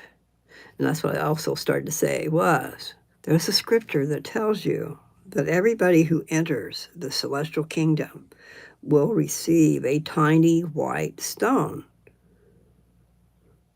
That tiny white stone, I received mine in my dream. I was heading into the celestial kingdom, and I was given my tiny white stone. The second it touched my skin, we're talking in the palm of my hand, I knew everything.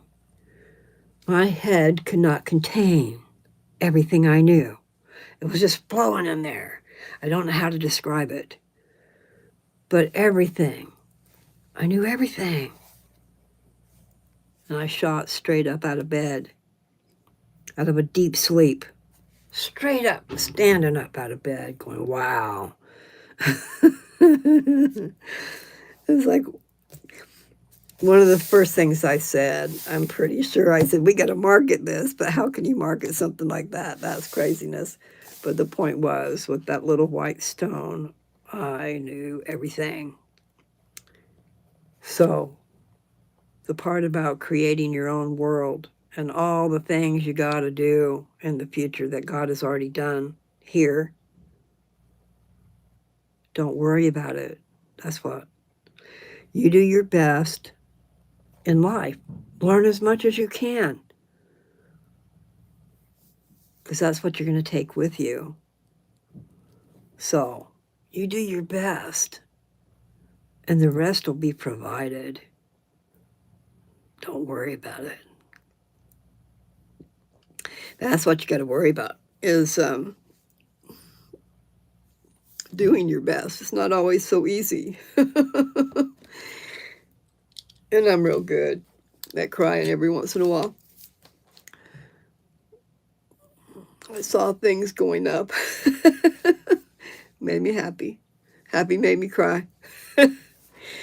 So tell me the stories of Jesus. I long to hear things I would ask him to tell me if he was here. Scenes by the wayside. Tales of the sea.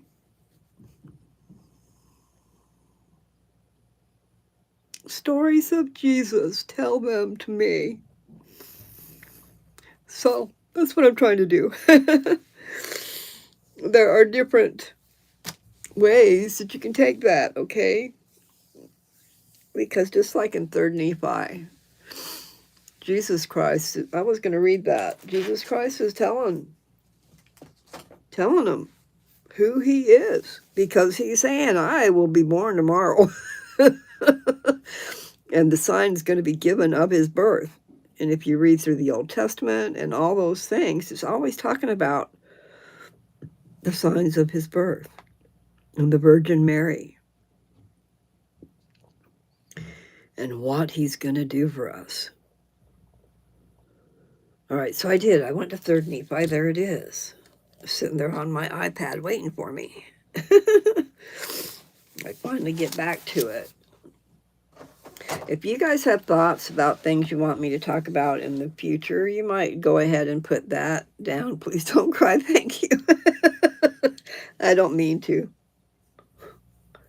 And they're not sad tears, okay? Just remember that. It's I feel like I'm being touched by the Spirit when I do that.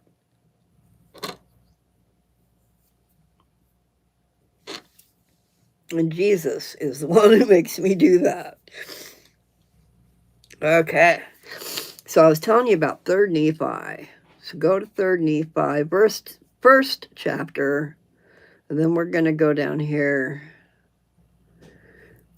I told you already what's been going on. So these non-believers are going to kill the believers. And Nephi is the leader of these people. And he's out praying. So I think I'll start with 12. 3rd Nephi, first chapter, verse 12. And it came to pass that he cried mightily unto the Lord all that day. And behold, the voice of the Lord came unto him, saying, Lift up your head and be of good cheer. For behold, the time is at hand. And on this night shall the sign be given. And on the morrow come I into the world, to show unto the world that I will fulfill all that which I have caused to be spoken by the mouth of my holy prophets. Do you understand what I just read? Well, this is in the Book of Mormon, but it's actually the book of 3rd Nephi, inside a case that's called the Book of Mormon. Mormon is the one who abridged those records, though, so he still has part to do with all of these records. All right, so verse 14. Now pay attention.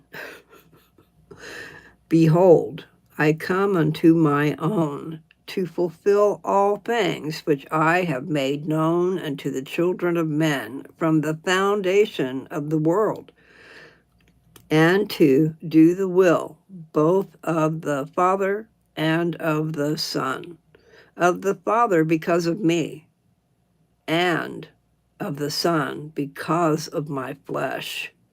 And behold, the time is at hand, and this night shall the sign be given.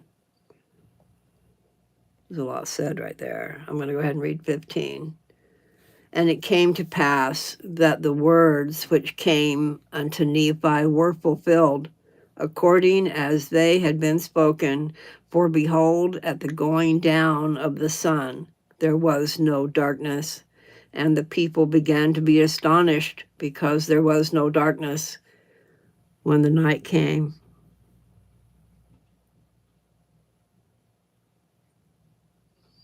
This is 16. And there were many who had not believed the words of the prophets, who fell to the earth and became as if they were dead.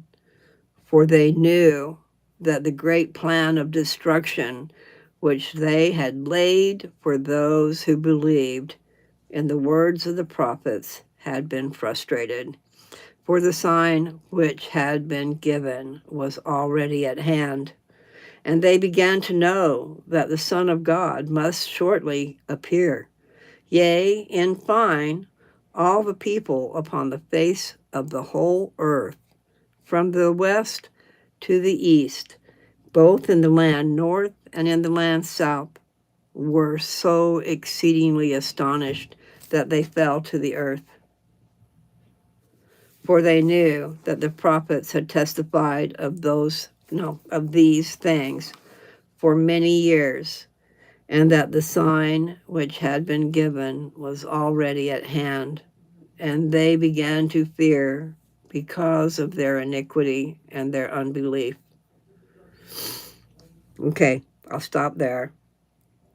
Thank you. I'm sorry that I cried. I didn't mean to, okay? I've cried on a few things, but it's usually when I'm trying to sing children's songs or something to do with Jesus. It makes me cry. So anyway, thanks for being here. And I guess I really have been here quite some time. Oh, good. I have 3 likes. That's nice. It's your thing. Do what you want to do. Isn't that what they say? Well, let's try to get everybody doing the good stuff. Hallelujah. Thank you.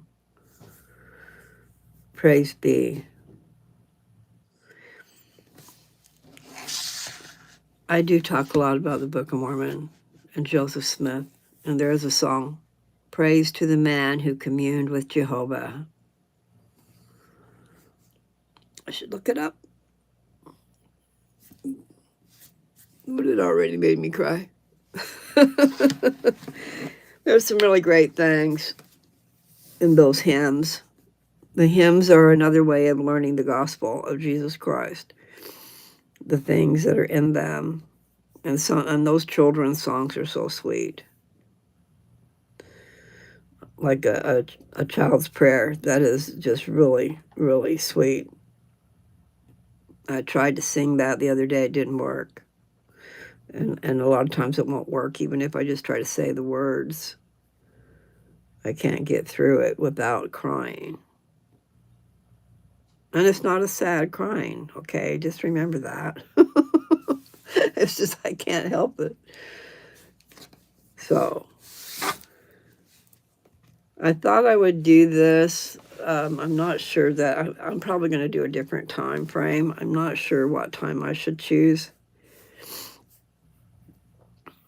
Especially, I don't want to disrupt the house. So if I do it on Sunday, the people of the house are home. So I can't be all out and do my thing. And they've turned down some stuff downstairs because I didn't want to get copyrighted. I've gotten copyrighted before because of music that appeared on my stuff. So then I've had to go back and take the stuff that had the music with it off in order to not be copyrighted. So I need to figure out how to get around that. But nevertheless, people, not to be all frightened and scary, but it is frightening what's going on in the world. And it is part of the signs of the times. One of the prophecies for the last days. There's several, okay? Because one was the Book of Mormon coming to light. We're in the last days. And that's been 200 years ago. And I get distracted. Okay, so the signs coming to light. Every nation will be fighting against Israel, but not against, over. Every nation will be fighting over Israel. And Armageddon is a place. It's not just a battle, but a place that many battles have taken place. But over in Israel. All stems from the deal about Jesus. The house of Israel is very important. The 12 tribes of Israel is very important. And there's 10 tribes that are lost that are going to come back before Jesus comes. So that'll be coming soon. They'll be coming back to their homeland, which I think is over Jerusalem, Israel, somewhere over there. There's a promise. The Abrahamic covenant. There's a land over there. And there's also this promise that the whole world will be blessed through the seed of Abraham. I tried to space that out so you could maybe understand what I'm saying. God made a promise to Abraham, a covenant with Abraham that went with his children. So us people here that came down from Abraham, and also they're adopting some in. I'm of the blood of Ephraim, and it is what I'm supposed to be doing. teaching the Book of Mormon. Let you people know of its existence and what's inside. Don't be afraid of that book. It's massive, even though it's small. And it covers from Adam and Eve down. There's words of Isaiah in there too. There are things that are hard to understand, but if you pray for inspiration while you're reading, you're going to read with real intent to try and understand what you're reading. Well, you're going to need some help. Pray for some help. Inspiration is real. Revelation is real. You can have personal revelation and inspiration. You need to be in tune with Jesus Christ. I'm going to talk about some power. Go straight to the top, people. Don't mess around with Lucifer. You might get a little taste of something, but it's not real, people. And he's trying to bring you down. You need Jesus. And his power's here. The priesthood in the Church of Jesus Christ of Latter-day Saints, every male 12 years and older can hold the priesthood. They start out at 12 as a deacon, and they just have a little bit. They grow with things that they do, whether it's passing the sacrament at church, and then there's the blessing of the sacrament, and then all these different jobs. But nevertheless, at 12 you're a deacon, and somewhere in there you become a priest. I don't think there's a different one. So deacon, priest, elder. And an elder, I believe, is when you're 18. And that's when you go on a mission, if you're going to go on a mission. But you can be an elder, which is an office in the priesthood. And you can do certain things. I don't know what those things are. I can't remember. Because it seems like you would need to be an elder to be able to baptize. To baptize somebody, I believe you need to be an elder. And to give blessings, Father's blessings to you. I mean, in your family, male and female, then your husband gets the power of God for his family. But don't feel slighted, you women, because faith, believing, is power. If you need some power to bless your child or to this or that, in other words, give you strength maybe to pull a car off of somebody. I was being exaggerative, but it does happen. God is power. But you got to have faith. And you got to use it for the right, for the good. Not trivial stuff out here like practicing witchcraft. You're not supposed to do that. You're not supposed to play with magic. Because it is real. You better be wanting to do good things. And if you want to fight off the evil one, you need Jesus. Just saying. Faith is power. Faith in Jesus Christ is power.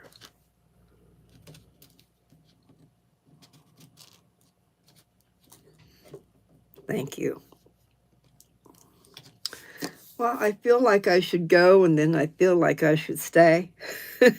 And my nose is wet because I be crying. Well, I don't have tissue in here. That's something I'll have to do. I was trying to get prepared for this live, and I got my drink, and I got my stand, and I got my iPad, but I didn't get a tissue.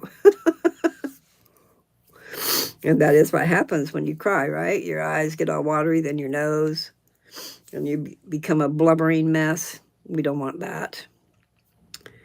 But I hope But if I continue to do this, which I think is probably a good idea, I just might need a different time, maybe a little bit later.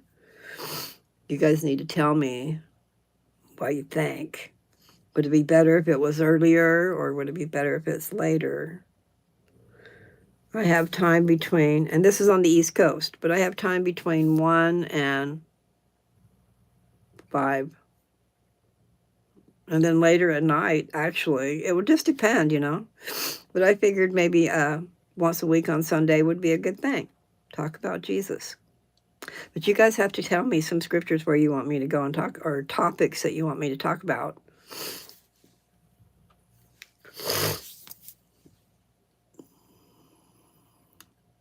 How much later, Joe? Says I do feel like I should do it on a Sunday. And I know that people are out and about doing their stuff, or going to church, or having family time,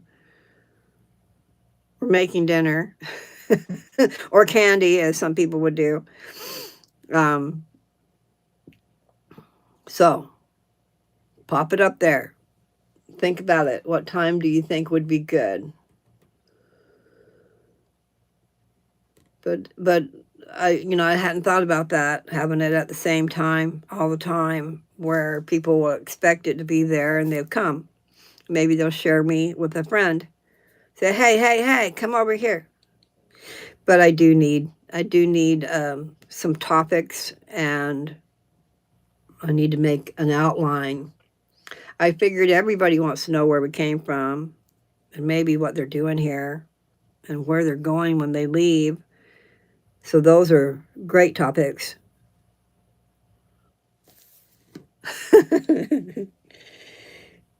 Yeah, I know. Candy's not good for those who have a problem, though. No, you're finding out you're a diabetic and you can't have all this sweet stuff. And then there's all this sweet stuff in the house. Not a good thing. However, I will say, in that regard, making cake or donuts and putting in the sour cream, or because there's a sour cream donut, it's really good, and I don't think it's as bad on my sugar. You mix some dairy in there with it, and actually, bringing up that subject, diabetes, you look up the definition of that, and it means someone who doesn't eat a balanced meal. I don't know if it was balanced diet, but I think it's the meal. You sit down to the meal. Don't graze like I've been told I do, and I do. I think a lot of people do. You get hungry, you go to the fridge and look for something. Well, if you eat a meal, then you can have all the meat you want, and you can have all the vegetables, especially green vegetables, that you want, and then you can have even a little bit of a potato. Potato turns into sugar. But if you eat it with these other things, they do a little dance, make a little love, then maybe your blood sugar will stay down tonight. It's just putting that together with a song. Do a little dance, make a little love, get down tonight. Get down tonight. Yes, I'm a dancer from a long time ago. I don't know that I can still do that. I mean, I can dance in my chair, I guess. And hopefully I can dance on the floor. I do a lot of twirling and sliding and different things, but move to the music. Love that. Dance to the music. Okay. Well, I hate to say goodbye, but I think I've been here way too long. An hour and 30 minutes, is that what that means? I'm right at an hour and 30 minutes. I guess I could go to 2.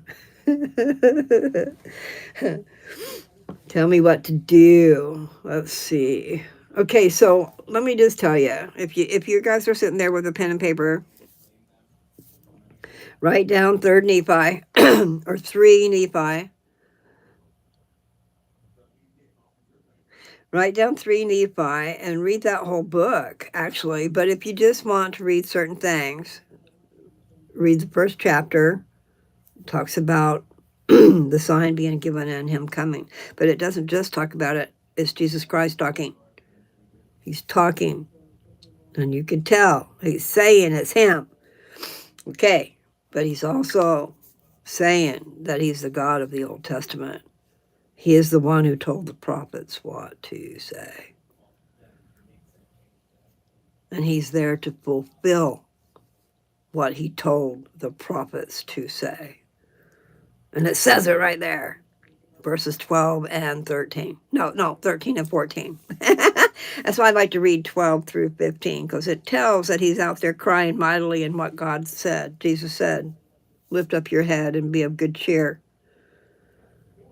And then, I'm trying to remember, I'm pretty sure, chapter 8, 3rd Nephi chapter 8, is when Jesus Christ was dying on the cross. But it said, it showed, it told what's going on. It didn't show. I guess showed through words. Yes, it is. It's Mormon, Joe.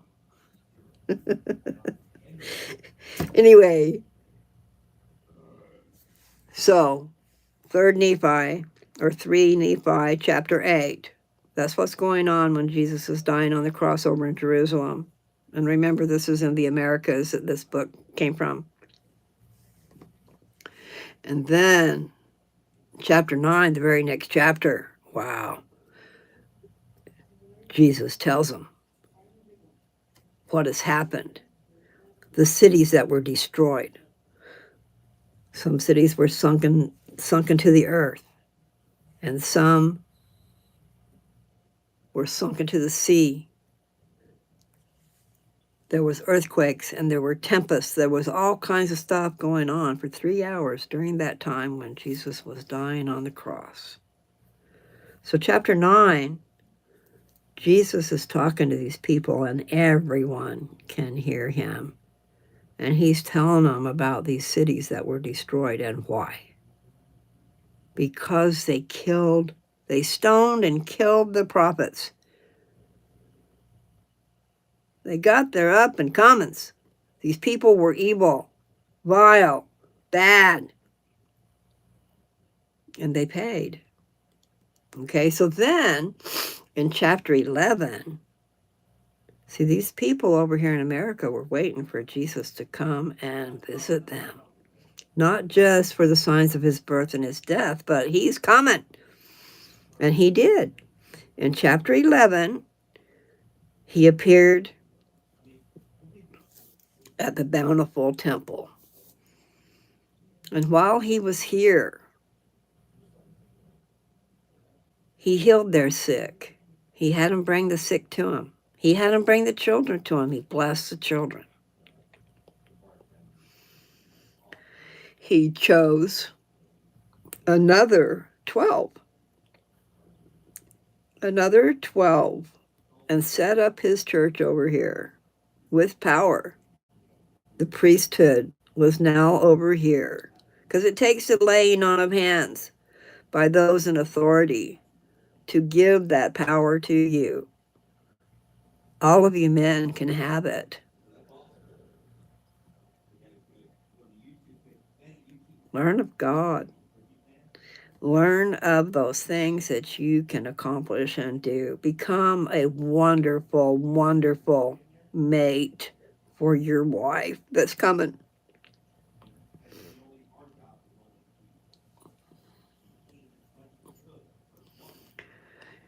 It's all about the family unit. And what's going on in this world is they're trying to tear apart the family. They're trying to dissolve that there even is a family anymore. And maybe it'll be like that song. Remember that song from years ago? In the year 2525, if man is still alive, if woman can survive, they may find Well, it talks about test tube babies. And it talks about a lot of different things that's happening with science. But man is messing with that which God did. It is not your right to change your sex. I'm sorry, I'm not politically correct, but that's the truth. You were who you were in the pre-existence, and we just read, you look the same. Same gender. And there are wonderful things to be had in a marriage if it's treated right.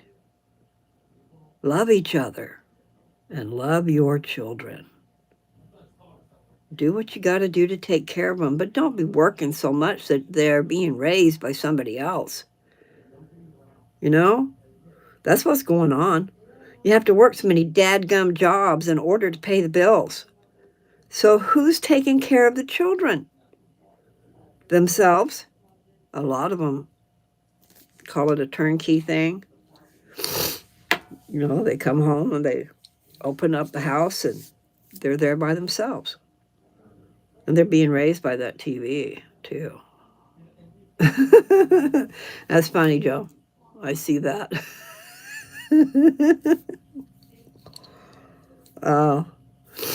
We just can't spell. Neither can that autocorrect. It's always trying to correct you to something that's not there. But Mormon, Mormon, very important that you know that. And he is a great and wonderful person. And no, we do not worship him. But that's where that book came from. Okay, I have been long-winded.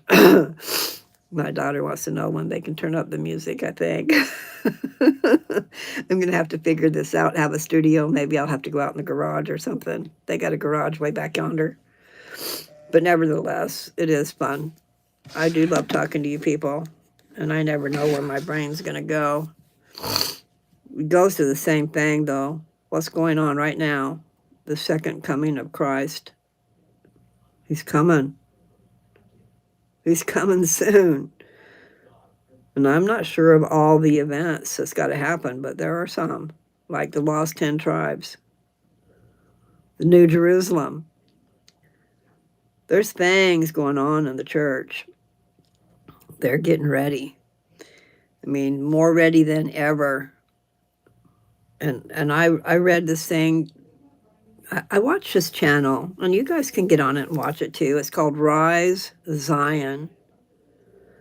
It's really, really good. And especially if you're a member of the church, it's really, really good. And they're covering things that's going on. And he said that the church just sold $7.7 billion worth of something. Property, probably. A money thing, so that they can build up the New Jerusalem. There are other things that are more important than other things, certain things. And so there's going to be a big movement going on. And as many people as there are out there, I just feel like everyone needs to join the church. That's all there is to that. You make your decision and you go one way or the other. But if you're with Jesus, join Jesus Christ Church.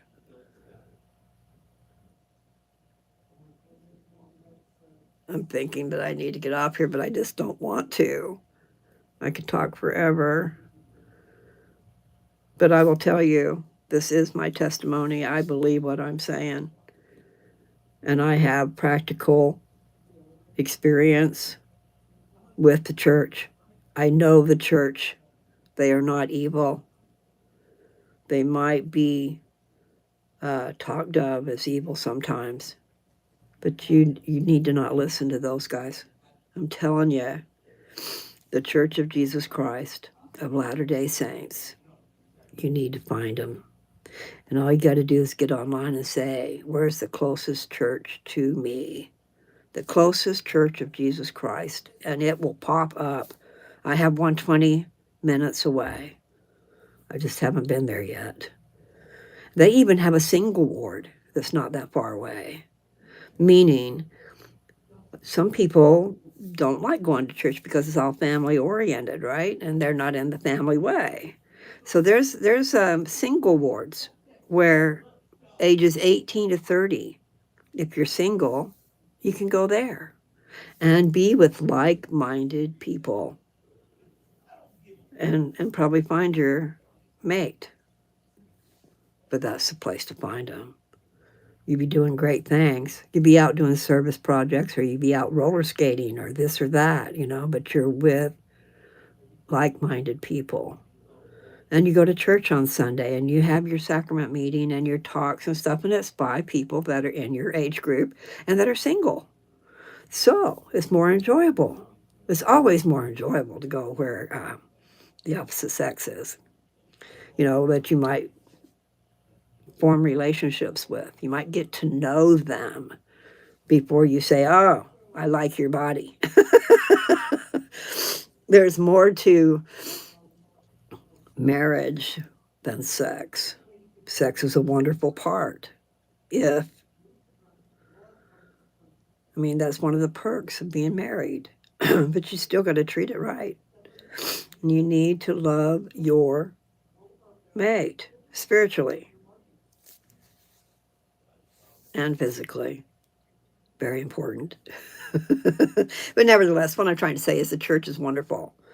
And you can get in there and get into your own groove. You don't have to think that, it's all for these people over here that have families and children and this and that and the other thing. You have your own section. And then there's also, not that there's wards and stuff, but maybe they've done that, but they have a group also for the people who've been married before. Anyway, you've been married before and you have children, but now you're single. Well, you don't really necessarily fit in that family thing either, where the man and the woman are together. But you still go to church and you do all that. But the point is, they have things going on for that age group too, and that, not just age group, but you know what I'm saying, the circumstances that go with that. Like being single but having children, being single but having a family, wanting to have the whole family, not just you. It's a good place to go meet people. But anyway, I guess I better go. I appreciate all that has happened here, and they're asking me when they can turn up the noise, so I guess I gotta shut up. And I've been here a long time, my goodness. It says 3:30 and I started at 1. So that's 2, 3, that's 2.5 hours. That's way too long. Peace out, people. Please come back and visit my channel. There's lots and lots and lots of videos to watch, and sometimes they're a little mundane, but they have good things in them. And you can put me on your TV. You got YouTube. If you got a smart TV and you put apps on there and you got YouTube on there, then you can go to my channel. Yes, you should subscribe. But you can go to my channel and stick me on there and hit shuffle or whatever it is, and they'll just pull up videos all day long. I don't think it'll stop. There's all kinds of stuff on there. For a while there I was quilting, but I was reading scriptures, and I was doing walks and talks. I've been doing some ranting and raving about some different things that are wrong in this country. And I've been trying to teach you your purpose in life, because I know that's what we all want to know. What the heck are we doing here? Who are we created? How can you look at yourself and not know that you are? You have to be in the likeness of God. We have a mother and a father. And I think it's understandable that our mother and father in heaven want us to do the same thing. They want us to grow and learn and become a God like them, of your own world. Remember that little stone, that little white stone where I do everything? That's a Urim and Thummim. And that's what God lives on. A sea of glass, where he gets knowledge. He gets knowledge about his creations. And there have been so many. And his first creation, his and mother's, I'm sure she was there too, is nigh unto heaven, nigh unto him. His first creation is close to him and has the same time frame, which is one day. One day to God is 1,000 of our years. I can't even fathom that. But in the expanse out there, one of them stars or one of them planets or whatever, the closest one to God, I think it's called Kolob. I would have to look that up again. That's a good thought. I can do that maybe next time. So I didn't hear, I just heard later. What's a good time? You guys think about it, and then what you can do is I'm going to go ahead and get off of here. But in my videos, you can give me comments. Tell me what you think. What time would be good? Now, see, I'm on the East Coast, you have to remember. So do it for the East Coast time, which I think is 10 o'clock on the West Coast when I start at 1. I think that's probably a little bit early.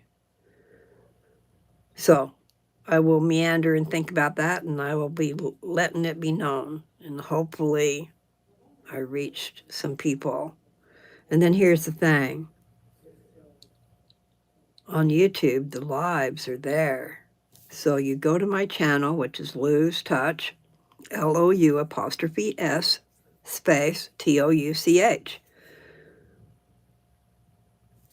And then on the screen, somewhere there's a place that says post or live or videos or shorts. So you hit live and all of my lives will come up. So you can watch them over and over and you can share them with other people, which I would really appreciate. Get me out there. Put me on the big screen in your room, in your living room, wherever. But like I've got a TV in my bedroom. I go in there and sometimes I listen to myself. And you can also do that for the dog. You know, a lot of people leave noise on for the dog and then that TV shuts off. But when the TV's on, it's still not on something really good. You know, there's a lot of mayhem on the TV. And that dog is sitting there, oh yeah, he's got some noise, but he's got some mayhem to deal with. So put Lou on the screen and hit on that shuffle thing, and I'll be talking throughout your house all day. And, you know, I'm good company. That's what I would say. You know, sometimes people do. They have the TV on just for noise, just for the company. So, anyway, I gotta go. I don't want to, but peace be with you. And as Roy Rogers and Dale Evans used to sing, I don't know if I can do it. Happy trails to you until we meet again. Yes, even if you're not members of the church, you're still my brothers and sisters. And when you do become members of the church, first of all, you're considered a saint, a Latter-day Saint. And when Jesus was on the earth, his people that joined, that were baptized, were called saints. I just read that the other day in the New Testament. I thought it was interesting. And it helps you to figure that out. Why are they calling us saints? It doesn't mean you're perfect, but you're trying. You're trying to become like Jesus. Just remember that. He's the best. He's the best magician of them all. You want some power? Come to God. I love you guys. Bye. I have to hit this button. Yes.